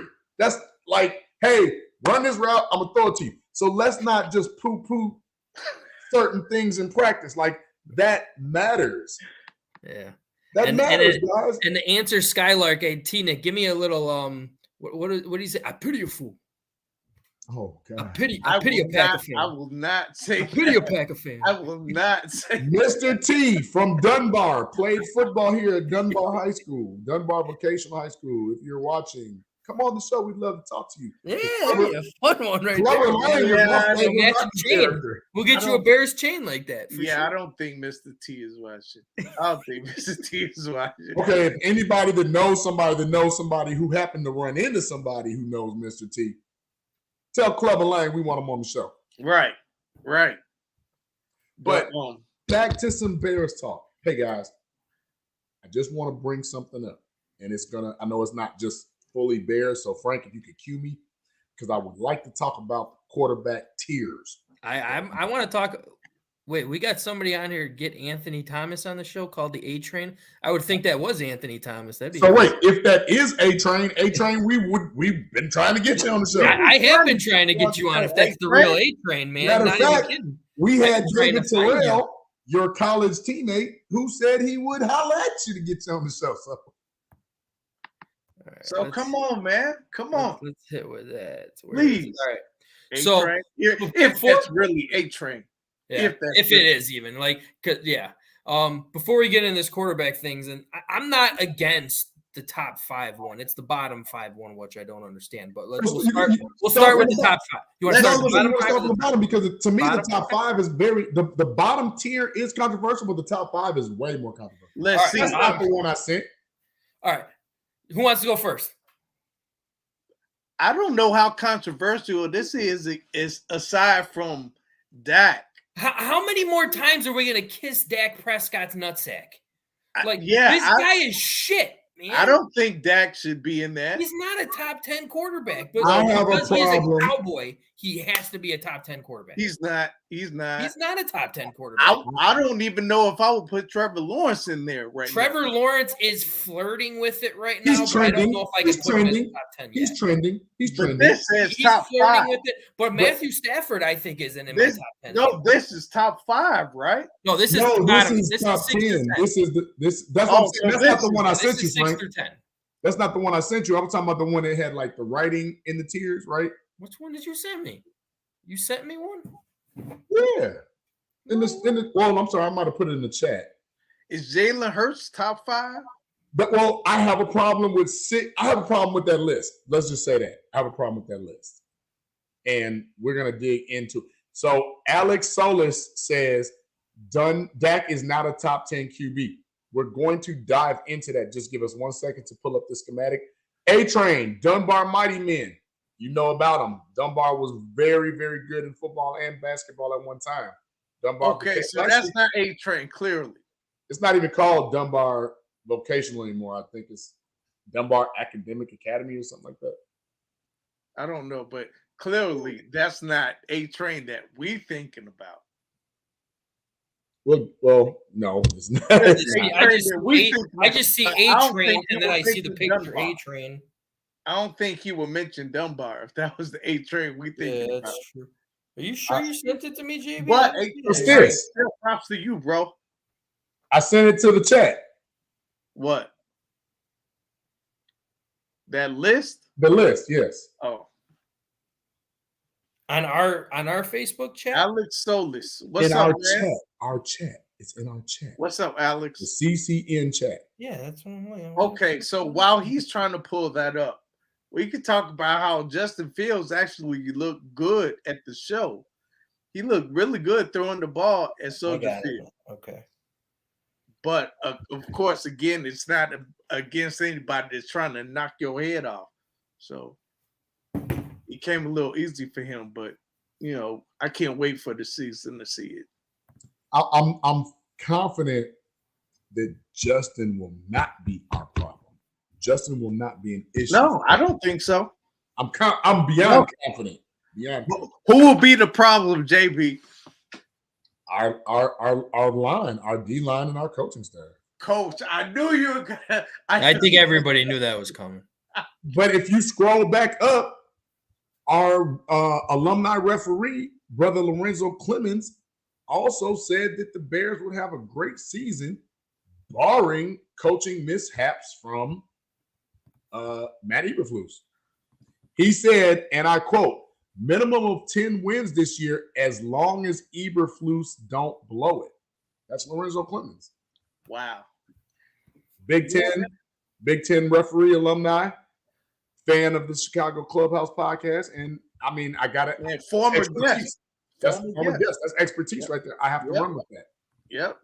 And he's not, he's right. He's right. He's absolutely correct 1,000%. Here's the thing. I know, and I'll segue to this later because I don't want to just. Oh, right. I got it when you're ready too, JB. Crazy, right. The Big Ten is now like the Big 27 because they're just gobbling up all the Pac-12 teams. Like. All right. Are you ready for it now, JB? Yeah, I'm ready. Oh, God, we can't even see that. But I can see it. So tier 3, right? Tier 3 is where Justin Fields falls. He's third to last on the tier 3, right? Then you look at tier 4, Brock Purdy, Kenny Pickett, Jordan Love, Baker Mayfield, Sam Howell, Desmond Ridder, Gardner. Baker Mayfield actually makes a tier? I mean, he's a starting quarterback, so he kind of has to make a tier. Jordan Love hasn't played enough to make a tier, if you ask me. Terrence, I can't even look at you right now, dude. I can't even look at this shit. So here's the thing. I'm not mad at Justin being in tier 3 because if you ask me player for player right now, is he better than Daniel Jones? Yes. Is he better than Geno Smith? Yes. Is he better than Jimmy G? Yes. Is he better than Kyler Murray? Yes. Is he better than Derek Carr? Pump your brakes. Is he better than Russell or Tua? Hold on. We got to see. Is he better than Jared Goff? The man has went to a Super Bowl. We have to pump our brakes on that, right? Now you look at tier 2, where you have Jalen Hurts, Lamar Jackson, Trevor Lawrence, Dak Prescott, Matthew Stafford, Deshaun Watson, Kirk Cousins. This is where one of our viewers had stated that they do not believe that that's Skylark, I believe, that Dak Prescott is not top 10. He's not. So as we see, 1, 2, 3, 4, 5, 6 Hurts, 7 Jackson, 8 Lawrence, 9 Prescott. I'm going to tell you what. Matthew Stafford won a Super Bowl, but what else has he really done besides throw for 5,000 yards? He had a horrible year last year, didn't he? So why is Matthew Stafford above Deshaun Watson and Kirk Cousins? Because he won the Super Bowl? Okay, I'll give you that. But production-wise, debatable. Trevor Lawrence, to me, is up and coming. How can you put Deshaun Watson in a tier 2? The guy hasn't played fucking football in 3 years, pretty much. And that's based upon, well, here's my thing. How does Russell Wilson, a Super Bowl winner, went twice, fall to tier 3, up below a Deshaun Watson? After one bad year. He's not, he's in tier 3. Yeah, that's wow. This is a dumbass freaking shit, man. Why are we even giving any kind of traction to this thing? So it just comes to see. So now what the reason why I brought this up so we can see it is to see based on the year that Justin projectedly will have, where will Justin fall in the future? Because there are some people on here that are kind of misplaced, and I'll be the bad guy. Patrick Mahomes, Joe Burrow, Aaron Rodgers. Can anybody argue that? Probably not. No. Although I can argue Josh Allen and Justin Herbert. I can't argue Josh Allen either, but I could argue Herbert. I can, and here's why. What's the only reason, because it's not stats, what's the only reason Joe Burrow is above Josh Allen? He went to a Super Bowl. 2 AFC championships and a Super Bowl, right? Josh Allen went to 1, and he hasn't done anything else. But look right below him. Joe Burrow went to a Super Bowl in his tier 1. Didn't Jalen Hurts just go to a Super Bowl?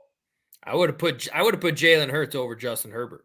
Jalen Hurts was also an MVP front runner until he got hurt. Yeah. Then you get to number 7, the guy that actually led the whole NFL in passing touchdowns and was an MVP. How is Josh Allen and Justin Herbert above those two guys? One went to a Super Bowl, one's a league MVP. The other two haven't done anything. Yeah, Justin Herbert threw for 5,000 yards, but so did Matthew Stafford. Phillip Rivers-esque. My point is, I look at the way they rank, and I hope they don't misrank Justin. If Justin comes out and throws between 35 and 4,000 yards with 25 plus touchdowns in the air and another 8 to 10 on the ground or what have you, hey, put that man tier 2, tier 1. If he's literally doing things that no other player has done and it elevates their team to certain successes, don't you kind of have to rank accordingly? What has Justin Herbert ever done? He hasn't done anything yet other than get paid. What did Josh Allen do? I mean, and it's not. He's on the cover of Madden right now, so the Madden curse is probably about to happen. Yeah, and he had a bad year last year too to go along with that Madden curse this year, which he had. And I say this to say that I need for them to treat Justin with the proper respect. That's not gonna happen. He doesn't even get respect on the field. It's got to come. Because every person that you just saw on that list either got respect for what they've done or got respect for what they're projected to do. Yeah. We have to look at Justin in that light. We have to, guys. And Berlissimo said it good, too. It's like, are we really putting Aaron Rodgers in tier 1 still? At least, what was he? He was 4, I think. I still think he's got to be because didn't Tom Brady get that same grace? When he went to Tampa. Yeah, but Tom Brady also has the rings. But here we go again. It's not always just about the rings, so only one team can win. Nobody can sit up here and tell me that Dan Marino, who never won a ring, is not one of the top quarterbacks ever. But Dan Marino never disappeared in postseason play like Aaron Rodgers does. No, he did. Not as bad as Aaron Rodgers does. Dan did some bull. I'll have to look it up. He might still be I might still be a youngin' still with those type things, but I never really remember Dan Marino having a bad postseason. Text John Offerdahl and ask him what's going on. I'll give him a holla. You want the defense to do what? No. But so seriously. What tier was Lamar Jackson in? It was tier 2. Tier 2. It was tier 2. He was number 2 in tier 2. He's ranked number 7. Yes. Yeah, and Jalen Hurts was 6. In my opinion, Hurts would be above Herbert, and I might move Lamar in my 6. I would still leave Josh Allen where he is right now, in my opinion. Super Bowl win or not, I'm dropping Matthew Stafford out the top 10, and I'm elevating Kirk Cousins. You got to. I'm still baffled why people still keep giving love to Dak Prescott. Like, what the hell has he done? Dak ever? He's not. He's led the league in interceptions. Wait a minute. I won't say ever. I don't think ever. But I think that after he got hurt, I think that he was terrible. Was still just an above average quarterback. He was horrible after he got hurt. Yes. He's only famous. No, but see, he's had 2 injuries. That's what he's famous for. Right, that little hip thing. But yeah, they led the league in like scoring or yardage for 2 years or something, like with Kellen Moore as the offensive coordinator. Like they weren't like he's not terrible. So if you put him 11, 12, 13, I'm not mad. He can lead my tier 13 then. He could be number 1 on my tier 13. Fuck. He would be number 1 on my tier 3. But just because he's on Dallas, but see, you see what I'm getting at? Just because he's a Dallas Cowboy quarterback doesn't mean he's one of the top tier guys. No, that's the only reason why he's up there is because of the Dallas Cowboys. And I'm not knocking that because I do think you can win with that. I do think you can. Just like I know we can win with Justin. It's just about putting the right pieces together from the player side and the coaching side. It's all about a mesh. That's it. It's no secret formula or rocket science to see that Patrick Mahomes only knows AFC Championship or Super Bowl. That's all he knows. Yeah. But look at his coach. Yeah, he's getting his offense. Look at his weapons. Yeah. Even when they shuffle out year after year after year. Look. Andy Reid always still puts him in the right position no matter what he has in front of him. And that's why I say I'm scared of what Getsy could possibly do to Justin as far as holding him back. Let's just hope for the best on that one. Skylark hit it right on the head. You guys see that? Depends on how Getsy coached. I agree with that. Yeah, I agree with that. And Antonio, they are calling him a running back, a.k.a. Lamar Jackson Part 2. I don't agree with that because if you look at his college career, his collegiate he was a career, pocket passer. He has more rushing yards in the NFL than he did in got. Like, come on, man. Like, this is not what dude does. Like, last season, he had more rushing yards than he ever did in any season at Ohio State and the one season he played at Georgia. Like, let's stop turning our our actual quarterback into a running back because that's not because he can't do it. He's proven he could. Yeah. He went head-to-head with Trevor Lawrence and beat Trevor Lawrence. He got his ribs broken and threw 6 touchdowns. Stop smacking the table, man. You drowning yourself out. Yeah, you might have a light fixture fall like fucking Terrence did last week. Hey, I'm sorry, but put some damn respect on this man's name in the passing game. He's passionate. Because what you're not gonna do is sell me a dream that this kid can't play football at the highest level as a passing quarterback. That's not what you're gonna do to me. Right. It's unfortunate, man. It's unfortunate. I hate to bring politics into it. I hate to do that. And along with politics comes race. And I hate to bring race into it. But it's like non-black folks. Non-white folks. I won't even say black. Guy Lark, you're right again. We start out behind the 8 ball. Had to go. Whereas everyone else, they start in front of the 8 ball. So we're always behind the 8 ball. And unfortunately, that's where Justin is right now. He's behind the 8 ball. You know, Trevor Lawrence may not be better than Justin Fitwell. He's not. But he's not behind the 8 ball. He's in front of the 8 ball, even though his team was terrible.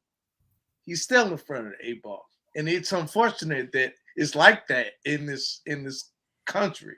But can I say something to that? Which again, I get you with that part of it, but there are too many other quarterbacks, aka Patrick Mahomes, Lamar Jackson, Jalen Hurts. We're coming out of that. But there's certain picks that the media. Well, I don't agree with that. But go ahead. We can debate. Okay. But look at what Trevor Lawrence just did, getting to the playoffs. Look who he just beat in an epic playoff comeback. That was a great comeback. He beat Justin Herbert, who is ranked ahead of him. How? That's why I say it's not always, it's who the media likes, who they think they can spin and put on Pantene commercials and Head and Shoulders and shit and all that kind of carrying on.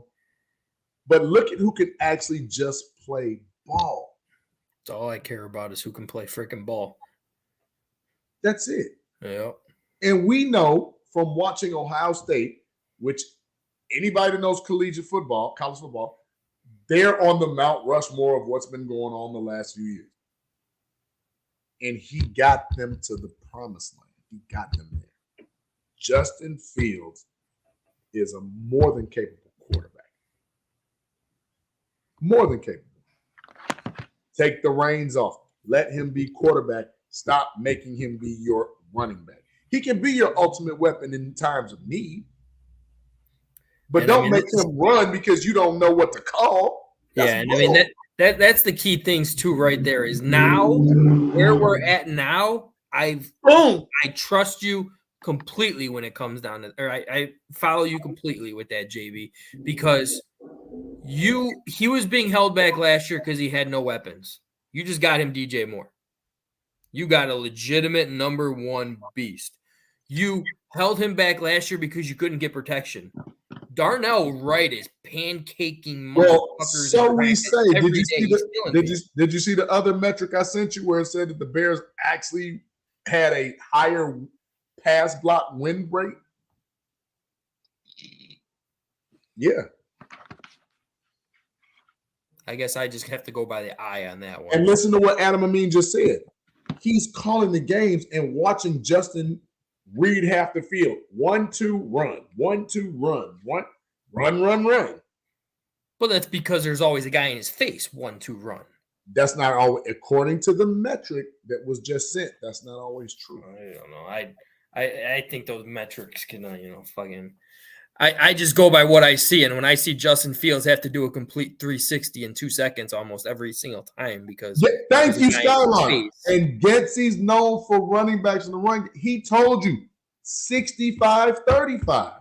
Yeah, I will not be for that. I will telling you if that happens again this year, I will be frustrated beyond hell because you are not winning Super Bowls like that anymore. This is not the generation that we're in anymore. My man Skylark is on fire. I got to give him some credit. Not only is he talking about what Getsy's known for, because that's just true, he goes back up and says, just think, Caldwell would have coached JF1 better as a head coach or OC. Still think they should have hired him as a QB coach if they was willing to. We're talking about a kid that has an electric arm and the ability to get up out of jams at a moment's notice. How do you not make it so that kid can throw the ball? That's fundamentally flawed, Frank. Yeah. I keep going back to the movie Any Given Sunday. Al Pacino was calling these bogus run plays so LL Cool J can get his $10 million, and they were just okay. Soon as Willie Beeman started throwing the ball around the yard, they were something to worry about. Then what does Al Pacino do at the end of the game? I mean, the end of the movie? He goes to a new franchise and takes Willie Beeman so he can be the star. Yeah. Let Justin be Willie Beeman right now, man. Yeah. Hopefully he doesn't go to New Mexico. Talking about? Hopefully he doesn't go to a new expansion team in New Mexico, though. Right. And yes, Berlissimo, you're right. Fields is the best QB that any of us have seen on the Bears. That is absolutely the truth. And it is not on him at this point because he can only do so much of what the coaches allow him to do. Yeah. Well, the one positive thing, though, it's what we're hearing at camp, and we've heard it from DJ Moore as well. Fields is running this offense now. He's checking out of plays. He is changing plays from what he's seeing on the defensive end. If I want him doing that in the games all the freaking time. All the time. If he sees something, let him change it and do it. Antonio, Cap can't do what Willie can do. You damn right. And that's the thing. Like, I'm sorry. I know some of you love Luke Getsy and Eberflus. I can be the bad guy. I'm not saying I don't love him. You know, I don't love him. No, I have no reason to love them. I just have no reason to hate them yet. Right. 65-35, you do. If that happens again this year with the weapons that we have right now, then I will jump on that bandwagon with you and start fucking. Yeah, then there's a problem. Here's my thing. And listen good for everybody out there. Just feel me for 2 seconds. Pause. Gotcha. Feel you. I'm too old to pause. I don't pause. I said what I meant. If Justin, right, can be that dynamic, and I'm talking about in the pantheon of great quarterbacks, such as Steve Young, such as Joe, such as John Elway. You know what I'm saying? Let him take your ego aside, because the last coach we just had, his ego is what got him fired. He would not put down that Denny's menu and said, "Oh, David Montgomery only ran the ball 7 times. No, fool, you only ran the ball 7 times. Right? Like, I never understood those post games. What? David Montgomery only ran the ball 7 times. You the one called the damn play. You have to put the onus and the spotlight on some of these coaches, man. You have to.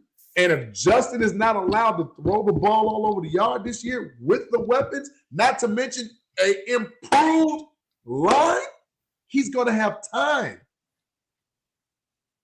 We cannot hold Justin accountable for what his coaches will not allow him to do. I agree with that. I agree with that 100%. Come on now, like this ain't rocket science, man. Sometimes you just got to go up and say, you know what? My philosophy is messed up. Let's do what he got to do to win. Chicago coaches, for whatever reason, don't do that. Jeff Blake came on our show and told us just that fact. Yeah. Lovey said, I don't have any control. I'm sorry, blah, blah, blah. The players are saying, hold on, man. This dude will get us a Super Bowl. Stop practicing.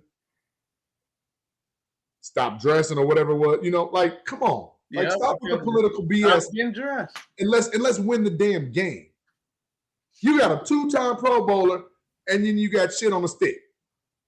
Give me the 2-time Pro Bowler, man. Damn, you calling Rex shit on the stick, man? I'm just talking about apples and oranges, but they still fruit, brother. Come on, man. I mean, that's apples and shit. I mean, Rex and Kyle were the quarterbacks. You telling me you picking either one of them over Jeff Blake? Absolutely not. Okay, so that's absolutely what we're talking about. Not. But that's what I'm saying. Like, stop the political BS and let's win. Imagine what a Andy Reid could do with a Justin Fields, man. Yeah. Like, get the right people in here. Yeah. So we have the right people now, right? No, we got the right players. We got the right. We got the right general manager. Aside from coaches, I knew. We got the right general manager too. We got the right players, right? So does that mean this is Justin's year to prove it, or you got to go again? How can you put that on down to what he's being able to? Yeah. How can you put that on Justin if he's running the plays that are called? If he's got slim levels of autonomy to change plays at the line. Now you're talking about he really is a real life Willie Beamen. How long is that going to fly? Because if that's the case, then you don't need Luke Getson. You don't. Yeah. You just don't. So jumping over to running back, is this Khalil Herbert's year to show that, hey man, look, you got to produce because it's some hungry dogs behind you that want to get in this game. And yes, Skylark, yes. We don't necessarily need you. So is this Khalil Herbert's year to say, hey, man, look, I'm the dude? I don't think Khalil Herbert starts, but that's just me. You don't think? I think he's going to start, but I don't think he's going to last. I think Dante Foreman going to start. You think little Dante Foreman? I actually have Dante in week 3 starting. Because Herbert's just not a proven number 1 running back. He's a guy who's going to come in and give you a spark when you need it. But unless he changed his offseason so much where he's blocking and he's catching passes this offseason, I'm not saying Herbert's going to be started. I think I was playing devil's advocate a little bit either because I don't think Khalil Herbert is the dude. I don't think he should be starting, but he's gonna start the season. Yeah, I know he's gonna start the season too. I give him week 3. Wait, is he? Are we so sure, y'all? Are we so sure he's gonna start the season? Yeah. He's gonna I'm not so sure. He's gonna start the season. Now he's not gonna finish as the starter.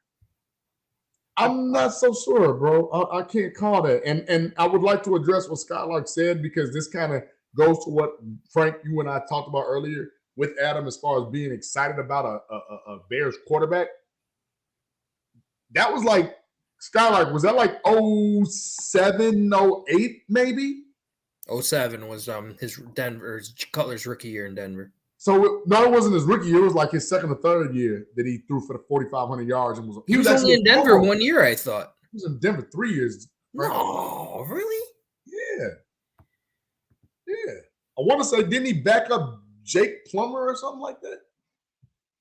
Something like that. But he came from Vanderbilt. I can't remember right off the hand. But he threw. I knew he threw like Skylar said. He threw for over 4,500 yards, and he was a Pro Bowler. It was like 07, 08. I know what I'm talking about. He was a Pro Bowler because he's only been a Pro Bowler one time. And we had him and brought him in, and we didn't do Damn, you're right, man. He didn't play much in his rookie year, hardly at all.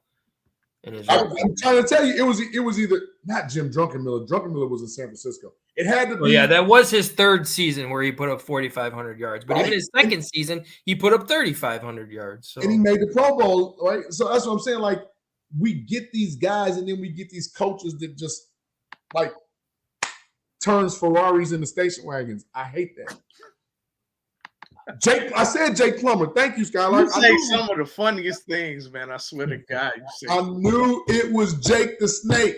Thank you, Bellissimo. I knew it was Jake the Snake Plummer, Arizona State. I knew it was. Hey, so the Bears' unofficial depth chart came out today.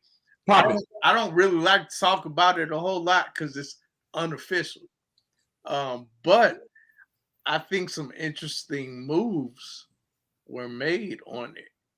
Can you pull it up? Can we pull it up?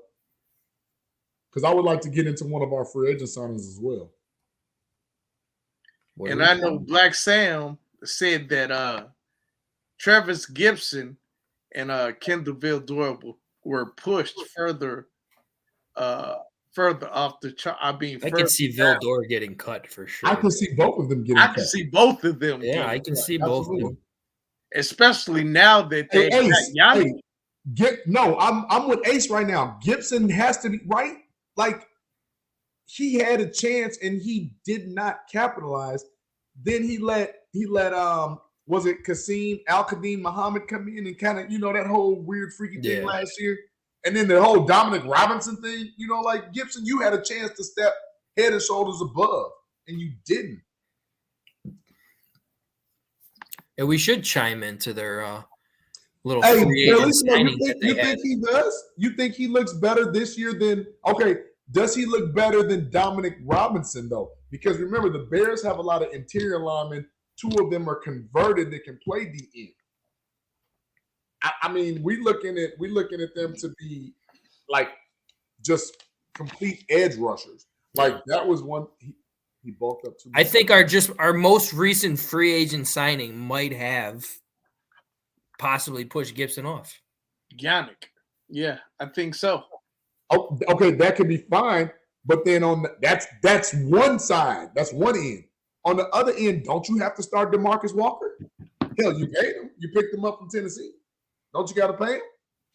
Man had 7 sacks. I mean, you're gonna play him. Absolutely. He's got 7 sacks. The guy you just picked up got 9 and some change. Like, you're playing both of them.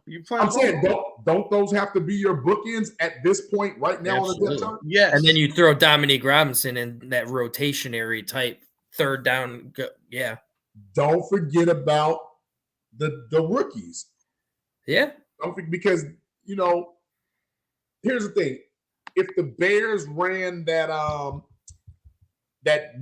Super Bowl New York Giants championship line, it was called the NASCAR package, which was like Strahan and Justin Tuck and them boys. Like if they ran that style, I could see it working.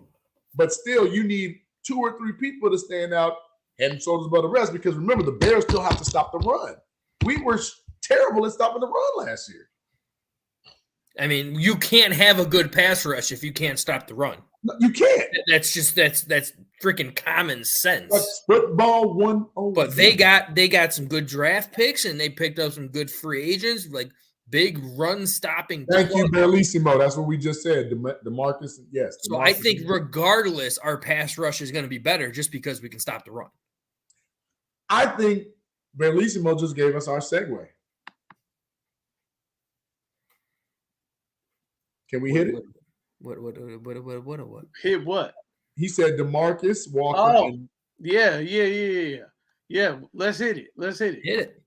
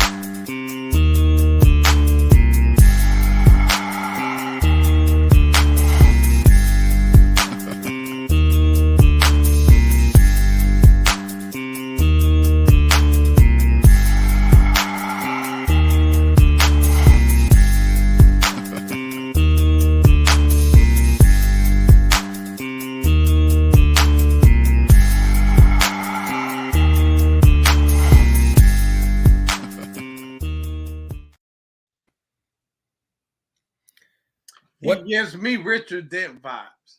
What I don't understand is how there are still people out there who think that this was a dumb pickup. Like, what the hell is going through your mind? He's a beast. There is only one bad thing that you can say about him, and it's not even really a bad thing. It's more of a question mark. Is why were you on so many teams in such a short amount of time? That is a question mark. There's no doubt about that. But never once did I hear a coach say anything bad about him. Never once did I hear a player say anything bad about him. Like, I don't know why that keeps happening to him. But when it's all said and done, this guy produces no matter where he goes. Every year he really does. I'm sorry, Frank. No, you're good. No. And I just these people out there sitting there saying there's like, oh, we could have traded and got something. If this doesn't work out, people, you just got him on a 1-year contract. It's not going to hurt us at all. He is the best available at a position of need. High water mark, he had 12 sacks as a member of the Jacksonville Jaguars. Then remember he actually was with the Raiders and did not want to be traded, but for whatever reason, he ended up with the Colts. I don't know if this guy is just like a team hopper, locker room guy. I don't know much. Yeah, nobody knows. He's kind of quiet, right? Yeah. But at the same time, hell, I'll take 8 to 10 sacks from this kid. Like, I'll take it. That is 6 more sacks than any of our other defensive ends last year. Thank you. Like, come on, what are we talking about? It just makes no sense why people think that this was not a good move. This guy fits this system well, too. Like, everybody's worried about his run stopping. Okay, I mean, he's never really been that good of a run stopper, but there's a reason why you just plug the shit out of your defensive tackles with some big boys who can stop the run. Go back to what Black Sam said. Absolutely. Those teams he's been on at the time either have struggling defenses ever, and especially that Jacksonville, right? Because Jacksonville was just in the toilet. But that Raiders team, I thought that was a Raiders team that went to the playoffs the year before with Derek Carr. They were like 10-6, right? That was a playoff bound. No, the team went to the playoffs with Derek Carr. Prior to, I think his name was Steve Biacchi or whatever, the special teams coach had became the head coach, and he took them to the playoffs, but then they got rid of him and brought in Josh McDaniels, right? Josh McDaniels? Oh my God, JB, you say some of the. Hey, Samuel Blackwell brought up a great name too. What would you do if Cleo Mack still gets dropped?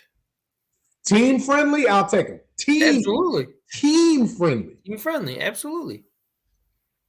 Because he went and played. Remember, he made the Pro Bowl, but again, so full transparency, fellas. One of the things is it's a lot harder to rehab in cold weather. It is. When you look at those facilities that they got there in LA and stuff like that, it's top-notch shit, man. Like what Akeem, who's a very, very, I'm a super fan, Akeem Hicks, you know, the facilities they got down there in New Orleans. Then he went to Tampa Bay. You know, like they got different type of what am I looking for? Treatment. I just think personally, if the Bears actually spent some money on their recovery team and their training team, like, because the Bulls go through the same thing. Like everybody in Chicago goes through this shit. Like if you hurt in Chicago, you damn near flirting with not playing the rest of the year. I mean, I hate to say them, but I think the only team that really has in Chicago that has a good training staff organization is the Chicago Blackhawks. Because I very seldom hear about people hurt long term unless it's an illness. Yeah, with the Blackhawks. But you got to have vision. We ain't got no vision. Yeah, you gotta have that vision. There's no question about that shit. None, no vision. The Chicago teams have no vision. None. All they want to see is this. No, yeah. And they always get this. They still always get this. And they do. They do. That's we always still buy their shit and support their teams. Right. But I always will. I don't give a shit. I always will. Sorry. That is the sad reality. Love my Chicago There's sports. a lot of fans like you. There's a lot of fans. The shit anyway, no matter how much they suck. Look Show at the Cubs. Look at the gear. Show the chain. Look at the hats. We right here on this show are doing it in front of everybody's face. Yes. Yes, we go buy their shit and they suck. That's what we do. Like I said, look at the Cubs. Look at the Sox. People are going to buy Sox shit all the time on the South side. The North side doesn't really fuck with the Sox like that. But they're buying Sox shit all the time over there, and the Sox are terrible. My thing, fellas, is going to basically, I'm going to live and die on this hill. We have an opportunity, unlike most, where we have a young GM who's not our lens, is not a puppet for man. I feel that way this year too. This is the first time I've felt that way in a long time. Ever. You know, because I have to give kudos to Jerry Angelo. He did his thing. You know, after Jerry Angelo was nobody worth mentioning. No, he was okay. Phil Emery was okay. He was okay. He was terrible. He was terrible. Oh, he was okay. He hired Mark Trestman. I didn't say he was great. I said he was okay. He immediately went to go fuck yourself the moment he hired Mark Trestman. I'm not mad at that. And then John Fox after that. No, John Fox took two different teams to the Super Bowl. That was not a bad I was not against them bringing in John Fox at first. I won't let you do that. I still don't think he did as bad as a job as people are saying. It was just unfortunately he was given a team that was just dead, gone, nothing with him. And Ryan Pace was not terrible. He just didn't value draft picks. Clearly. And he took Mitch Trubisky over Patrick Mahomes. He was terrible. No, I take that back. Terrible. But he brought us. He did find Justin Fields, and that just went him. That just went like you are the worst GM in Bears history. To you still suck. Yeah, that's not the worst. That's true. Because you took Justin. That's true. He gave a little bit of credibility when he drafted. Like I said, but I got to give him credit for the Khalil Mack deal. He did take Roquan Smith as well, didn't he? He did grab Roquan Smith as well. So, again, listen to my words. He wasn't terrible. Okay. Doesn't mean he was great. I'll go with that. He wasn't terrible. I said he was terrible, though, but I'll go with that. He wasn't terrible. He was bad, but he wasn't terrible. The only knock that we have on Ryan Poles right now is Velvet Jones. That's it. Velvet Jones. Think about it. I'm Velvet Jones. Anthony, just a heads up, that was not Fox's doing to hire or to get rid of our Hall of Fame tight end. That was not. No, John Fox. that was not John Fox. That actually was pre-Fox because that was pre-Fox. That was late Trestman, last year Trestman. No. Hey, no, that was Mike Martz. That was Martz in that was Martz as your OC, but wasn't he still the OC under? No, that wasn't Trestman. Negative, sir. Because remember, Mike March in his offense in St. Louis did not use a dominant tight end. His tight end was more for blocking tight ends. And he my God. They brought in Mike Glennon. They brought in Brandon, that guy. Molly. That was the ostrich neck, Mike Glennon. You know? No, wait, hold on. I'm not 2 of those names I'm not mad at. Actually, 3 of those names I'm not mad at. And I'll tell you why. John Fox himself said, Mike, why are you giving me him? Yeah, he was not happy when we got Mike Glennon. Then when they drafted Mitch, he was like, drafted Mitchell Trubisky too. You didn't even tell me you drafted another quarterback. I thought we were getting a running back. John Fox was fleeced. Yeah, he was. He was fleeced. He was fleeced. Nick Foles, I'm not mad at because, I'm not mad at that. I mean, you caught him off of winning a Super Bowl. You were trying to catch lightning in the bottle. I'm not mad at the attempt, right? Andy Dalton was a proven Pro Bowler for a lot of years. The rest of them, Matt Barkley ain't been good since USC. No. Chase Daniel made a lot of money. I'm not mad at Chase Daniel. He was good. Chase Daniel was a good backup. Good role model backup. I said I'm not mad at Chase Daniel because he made a lot of money as a backup. He's a good backup. He did what he was paid for. Tyler Bray, Brian Hoyer had like one good Antonio, year. Nobody remembers Nick from Jacksonville. He was non-existent, Nick from Jacksonville. No, he wasn't. Nick when he was in Jacksonville. But, I mean, go back and look. Brian Hoyer, I think, had like a damn near close to Pro Bowl season in Cleveland. He did. Like, I remember that. Yeah, he did. 1 year. It was a good year, though. I remember that. He was decent in again, a backup. But here's the thing. I'm not mad at you getting quality backups. It's when you get them to be nobody in their right mind thought that Mike Glennon was going to be a good starting quarterback. No one. That's why Tampa Bay was like, oh, you want to pay him? Thank you. See ya. They gave him like $17 million a year, too, didn't they? He was like Napoleon Dynamite. He was Napoleon Dynamite. For sure. He was like an exact replica of Napoleon Dynamite. Yeah, that was terrible, man. But hey, look, before we get into this Hawk talk, we have a new commercial that we're adding to the mix. Oh, yeah, we're adding. We coming up, fellas. We coming up. So gotta get our intro down now. Huh? Gotta get a new intro too. Yeah, we got. Talking about. We gotta get you a new intro because right now all we got is that graphic. So we gotta get you a new intro, man. But check this out. Wait, how did the screen color change? Yeah, I just changed it. Oh, okay. Adios, here we go, though. Yeah. 1 month, 2 month, 3. It don't quit your limits.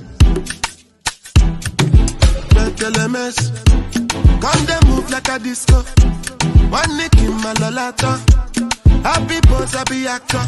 So never give me ball under. Oh, yeah, come take a picture. Right, young buyer. Oh, yeah, follow my instruction.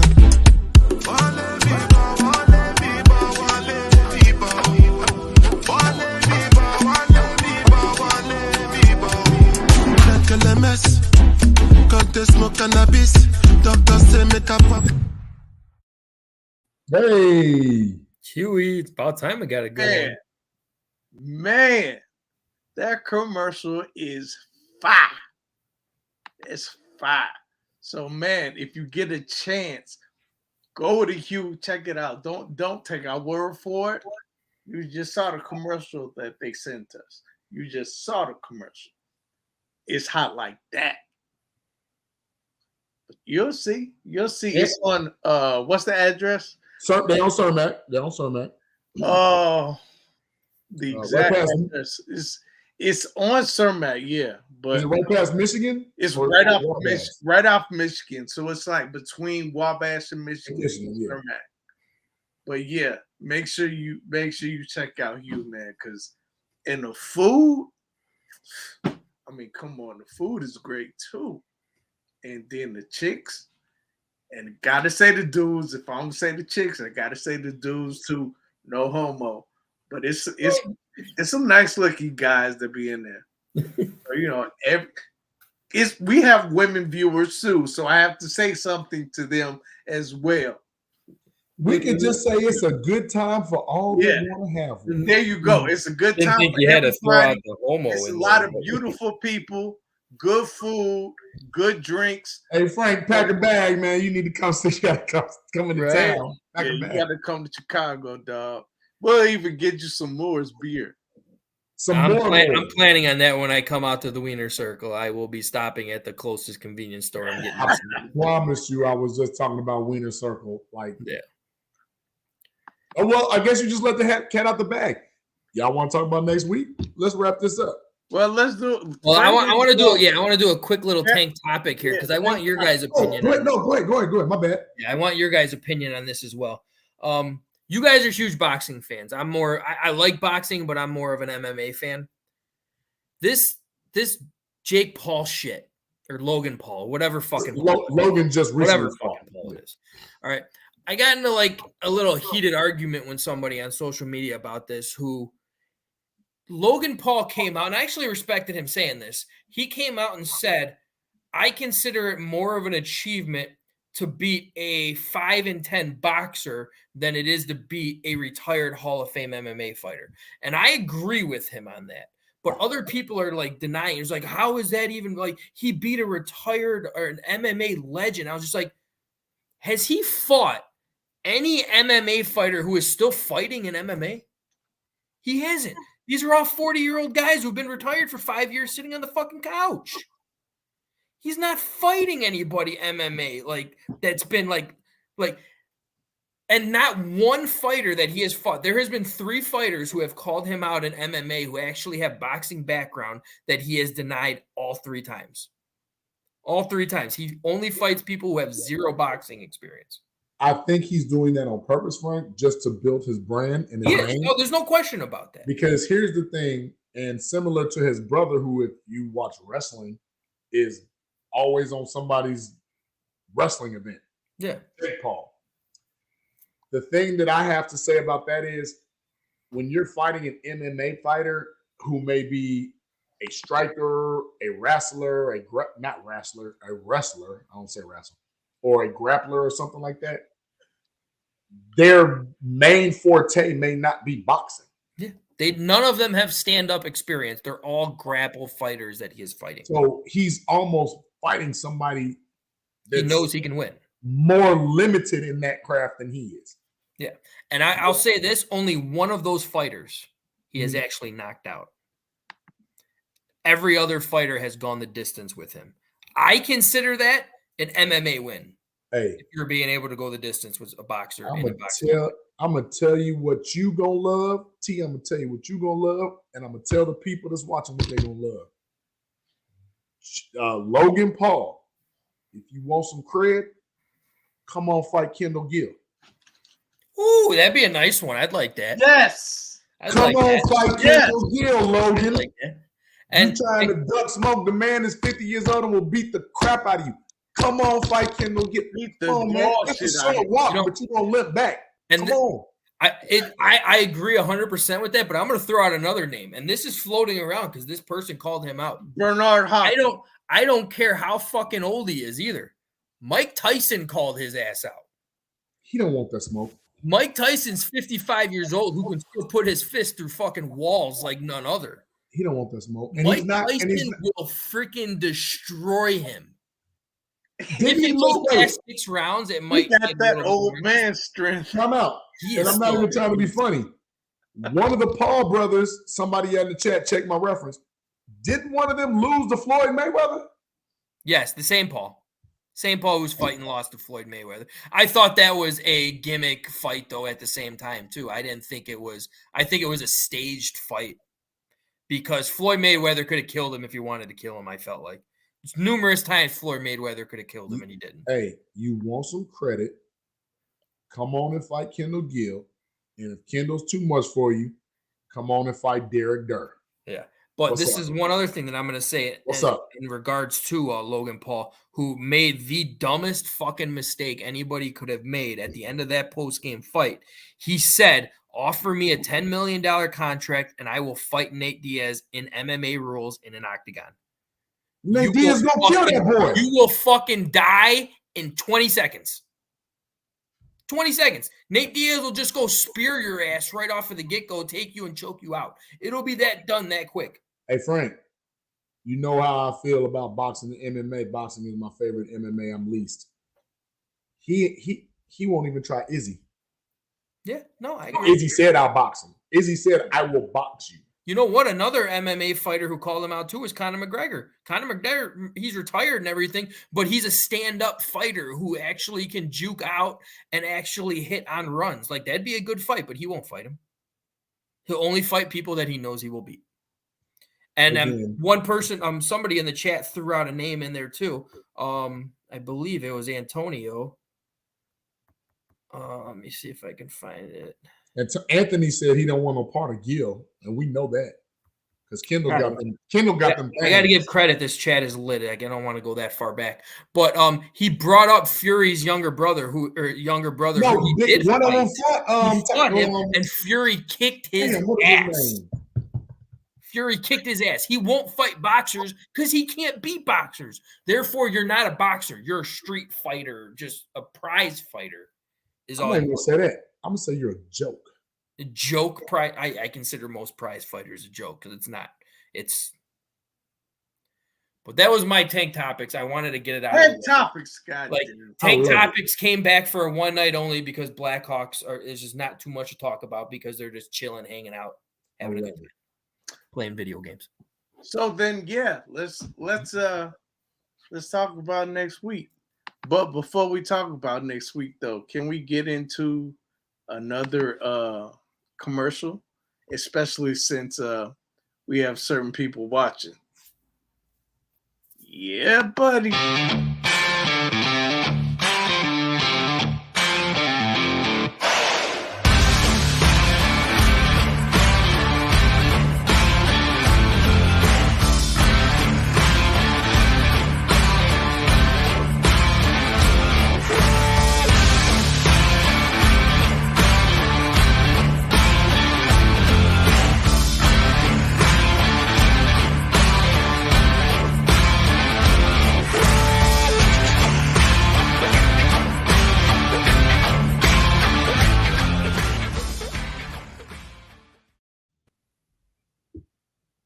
Get it, Frank. Get it, dog. And here we have the lovely Frank the Tank modeling our In the Zone ensemble. This here is our mesh, all-purpose, zip-up T-shirt. I got to flip it back around. Hold up. As T-shirt. Very breathable. Great fabric. Completely functional.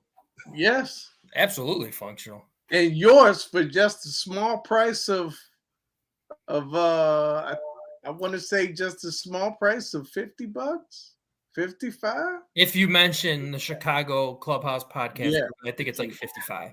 Yeah, you have to mention that. You have to mention Chicago. Well, I think it's Shy. It might be Shy Clubhouse. So I just got it. Some people are saying they didn't see the commercial. Run it one more time for the people in the back. Oh boy. Okay, no problem.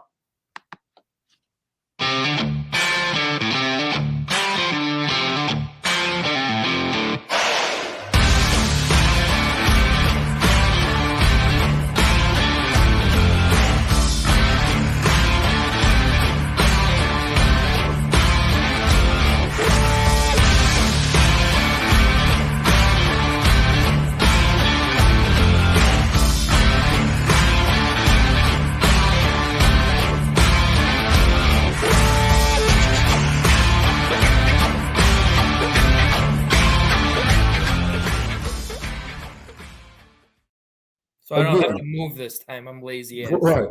Again, check the link below. Please go on the link, find your size, find your flavor, and go ahead and order your In the Zone apparel. As you Not forget, Frank, we got a tire for the ladies as well. Wait, what'd you say, Frank? The leggings? We got a tire for the ladies as well. You got your leggings on, Frank? My leggings. I had to wash them. They're still in the dryer. They're not done yet. It's getting a little cool outside too, so they have a hoodie. Chicago Clubhouse Podcast hoodie. Speaking of that, I gotta get the picture of Brooke on here, who is like modeling. The hoodie is cold. She has the hoodie and the leggings on. The hoodie's real dope. Yes, the hoodie's tough. The hoodie's tough. Matter of fact, I can't wait till I get mine. The hoodie's tough. I gotta order my hoodie. That is a very nice hoodie. Yes. The hoodie is real dope. For so sure. yeah, man. Let's get into next week.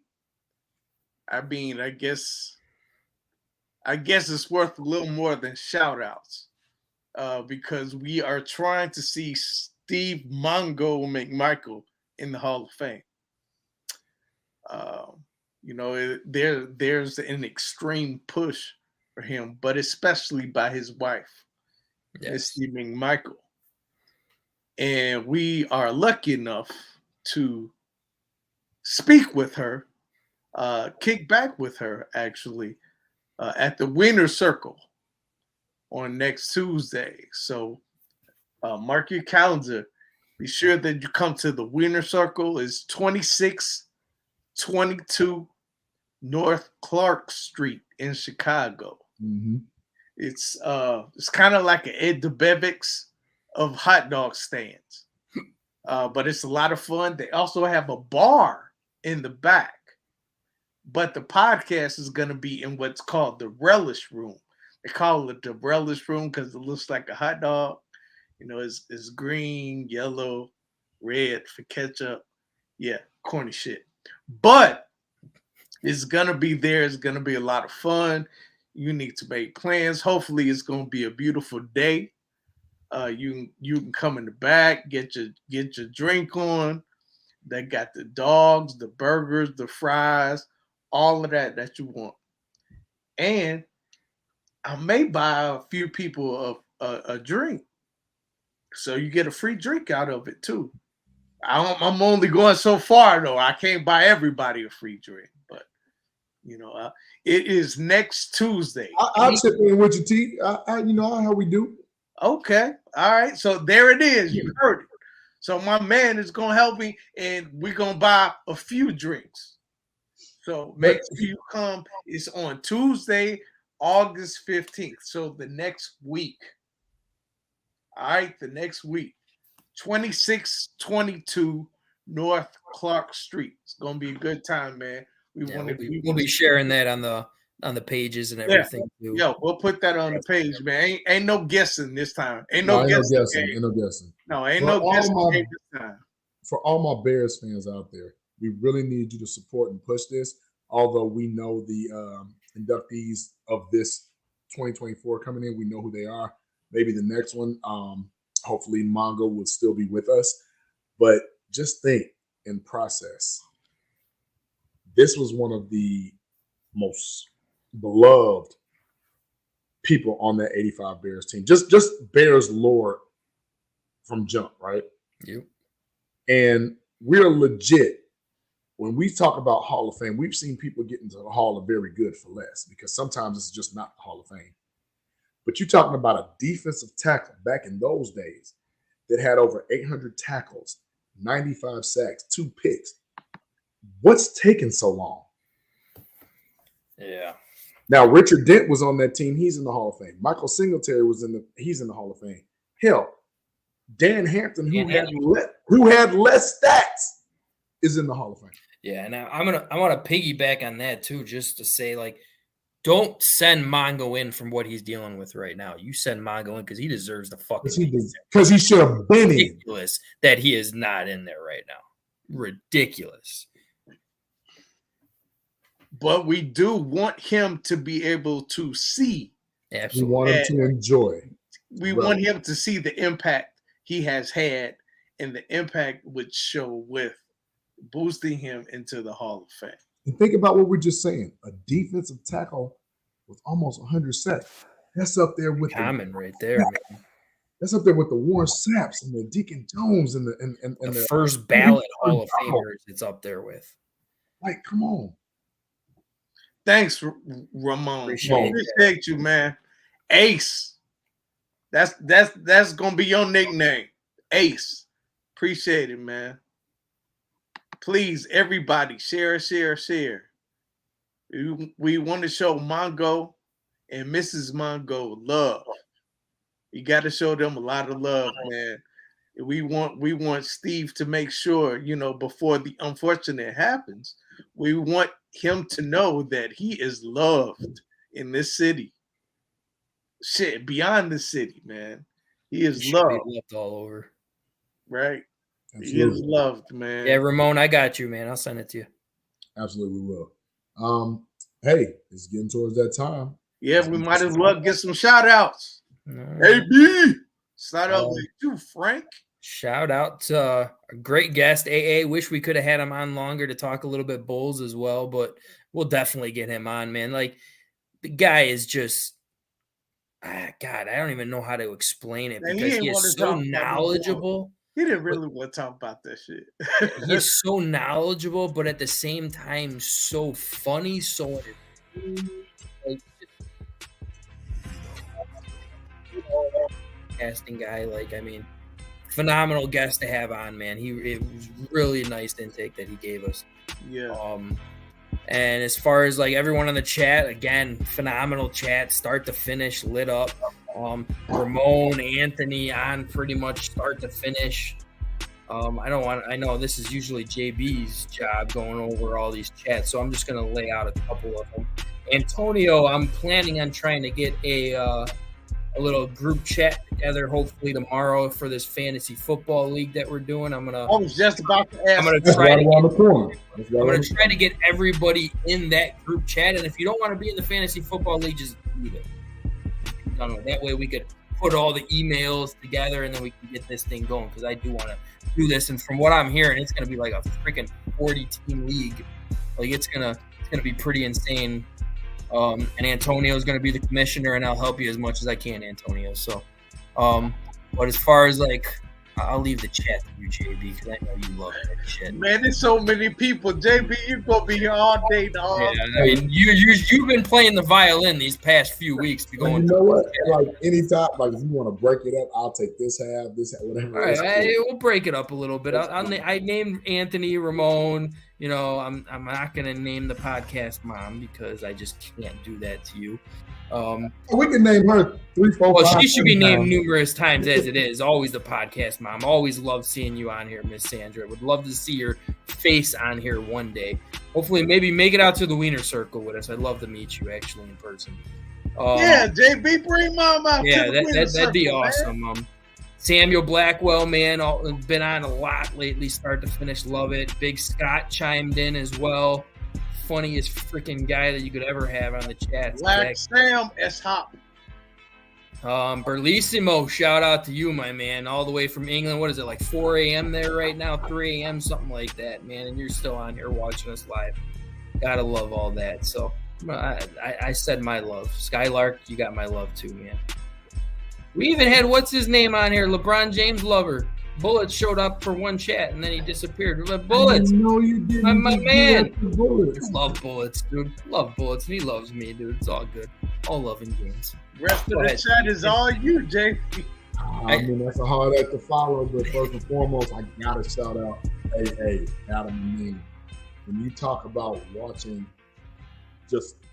sports now, especially on WGN, anything to do with the Bulls, Sox, Bears, listening to radio, Adam Amin is becoming the voice of Chicago. Just listen. He's in it. He's out there. He's knowledgeable. He's entertaining. He's great. Some can argue right now he runs the city. He does. And I'm glad he's in charge because we know we're going to be great insight, we're going to be entertained, and we're going to be informed. That's what's most important. So shout out to Adam Amin. Can't wait to have you back on during Bulls season because, we need some love and some help. Shout out to you guys, Team Nick, Mike Tang, Foul Mouth. Although he had something going on, he did jump on. He showed his dedication. He jumped on with us. We love that about our team. Jumping in the chat, my Lord, Crazy Ace TV, who was a guest of ours last week. Crazy came in with that love. Always got to give Bullets, no matter how many times what Frank said, T. Nick said, got to give Bullets love. all the way from LA. Shout out to my brother from another. Antonio, you already know what to do for us, brother. The commish. Sorry, are we supposed to start calling him the commish? Hey, the commish. Well, that was actually a show on ABC. We'll talk about that later. It was. Man, you know too much shit, man. It's not even sports type related. You just know this shit now, too. Damn. You know, if you get on the game show, man, T, hit me up. You know? Mike Foster, with the First and 10 podcast. Thank you for checking in. Go check Mike out. Got a lot of great insights, good time, good guests. Check Mike Foster out. Love Mike. Sure. And then, you know, as we go down, you know, I got to give a little bit more love to Skylark because Skylark was on it. Skylark had great insights. Skylark had some jokes. Calling T Nick, Mr. T, Clever Lane. We'll take that because I love it. That's my favorite boxer in the Rocky saga. Shout out to Skylark. And Stewart. Shout out to one of our P1s for always chiming in. Ryan Burbridge, I think that's a new one. Thank you for chiming in. We appreciate the love. One of our own, Kristen Petit. Thank you for chiming in and showing some love to AA. You can catch Kristen Petit and Emilio Bucks Sundays on Plunk. They've got everything that you need to know from the north side to the south side. The Red Line rivalry lives deep between these two. Check them out Sunday nights on the Chicago Clubhouse Network. Also, I would like to send a shout out to Bellissimo. We can't shout that brother up enough. Bellissimo knows Bears. He knows Bulls. He knows Sox, Cubs, Blackhawks. He lives in England. He's across the pond. If you know where he is on Tuesdays, right here with us on the Chicago Clubhouse podcast. Shout out to Bellissimo. Can't wait to have you back on, brother.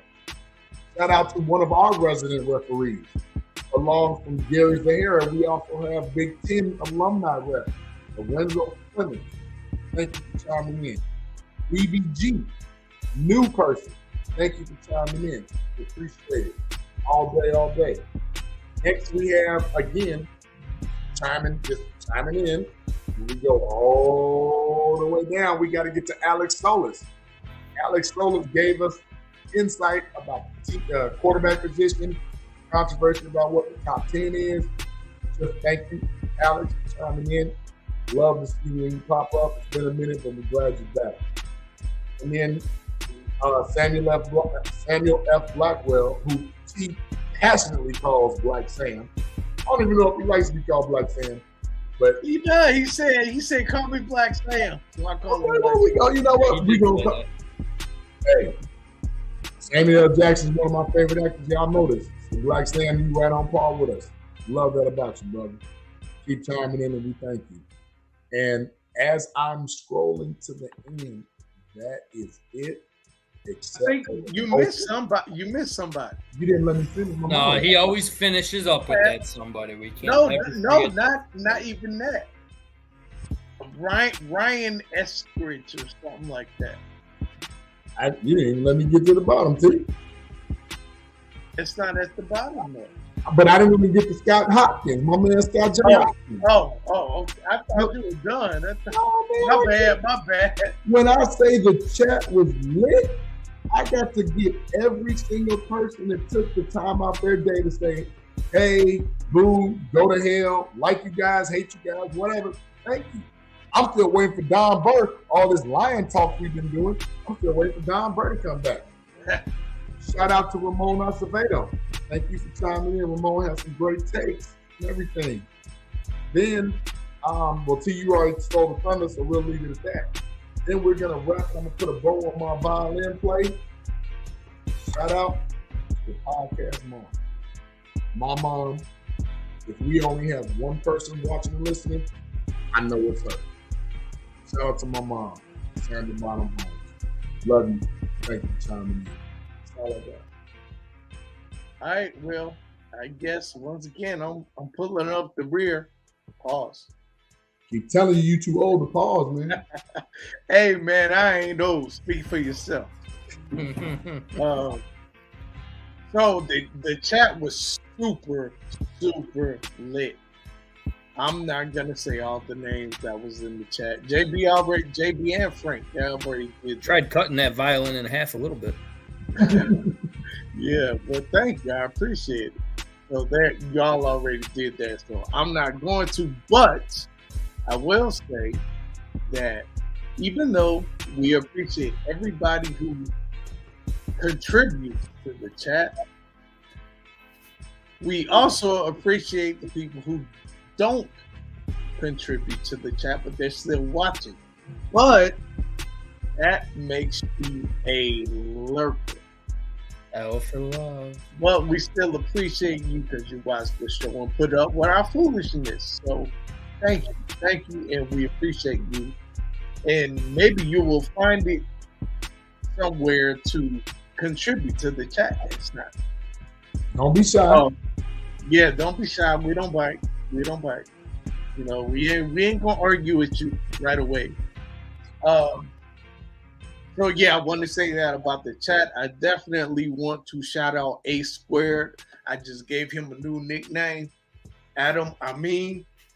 Man, that guy, he keeps it all up here. How does he do it? I don't know. Reminds you of somebody you know, don't he? Yeah, it does, JB. It does. He just keeps everything up, and he's so quick with it. He's so quick. Like when you watch him on TV, and if you don't watch him, start. He's on the Bulls broadcast, especially on NBC. No, not NBC. WGN. With Stacey King. Well, he is on NBC Sports too. He does do NBC. He does that too, but the primary is WGN. He does. So watch him and just listen to him.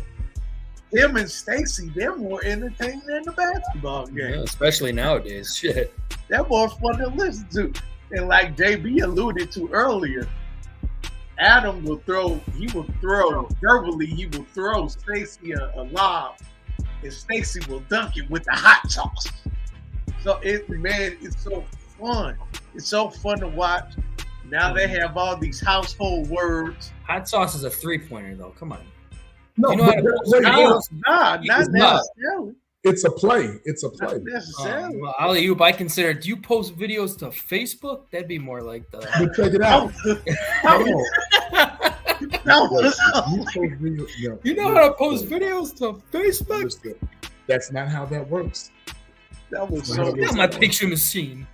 But go out and purchase Stacey King's hot sauce because he's got a hot sauce. Yeah, I know. Are you serious? He has a hot sauce. Yeah. He's had it for I think like 3-4 years now. Oh wow! I bet you. And it's actually a pretty good selling one. It sells way better than Eddie Jackson's cereal. Oh, it's fucking anything. Really? Now you take a shot to BoJack. Really? Shout out to BoJack, and shout out to Stacey King and the hot sauce. And yeah, man, go get the hot sauce. I bet it's great hot sauce.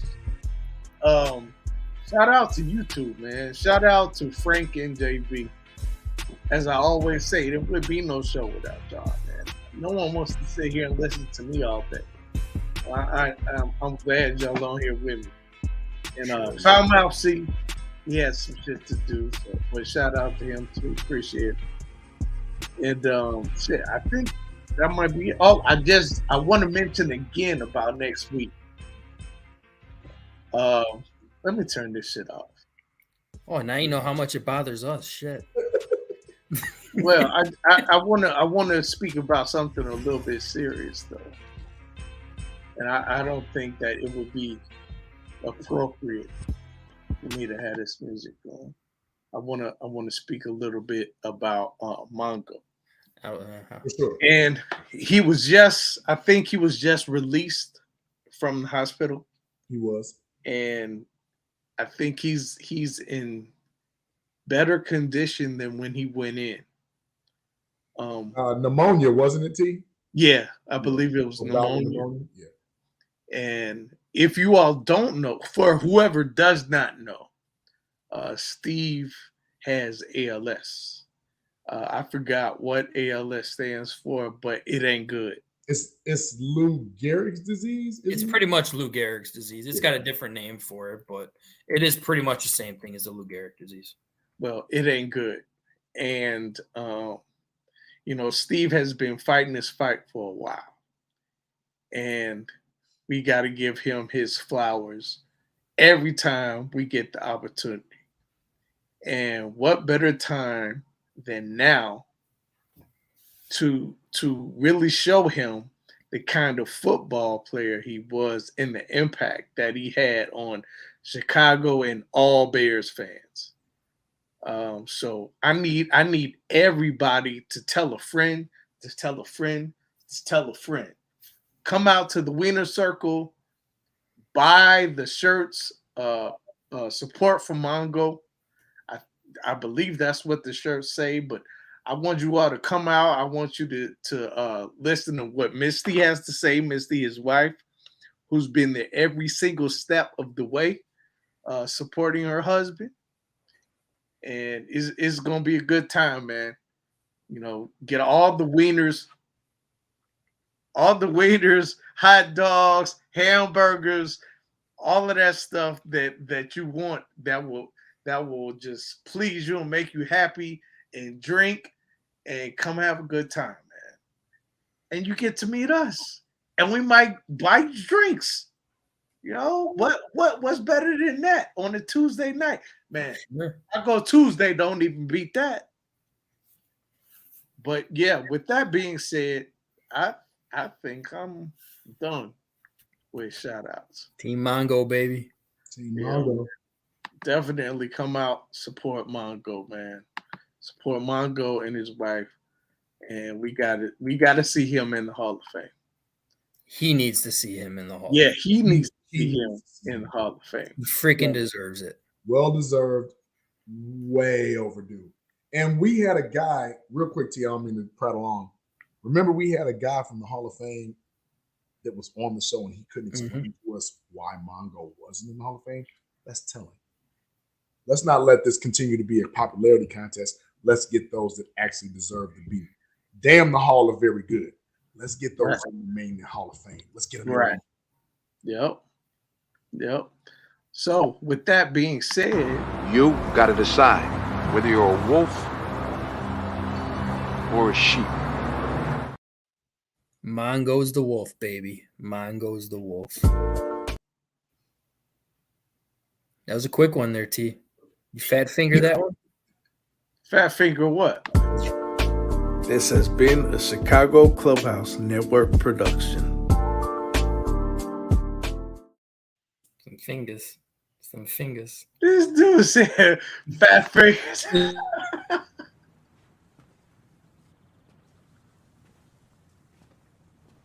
You're still here. It's over. Go home.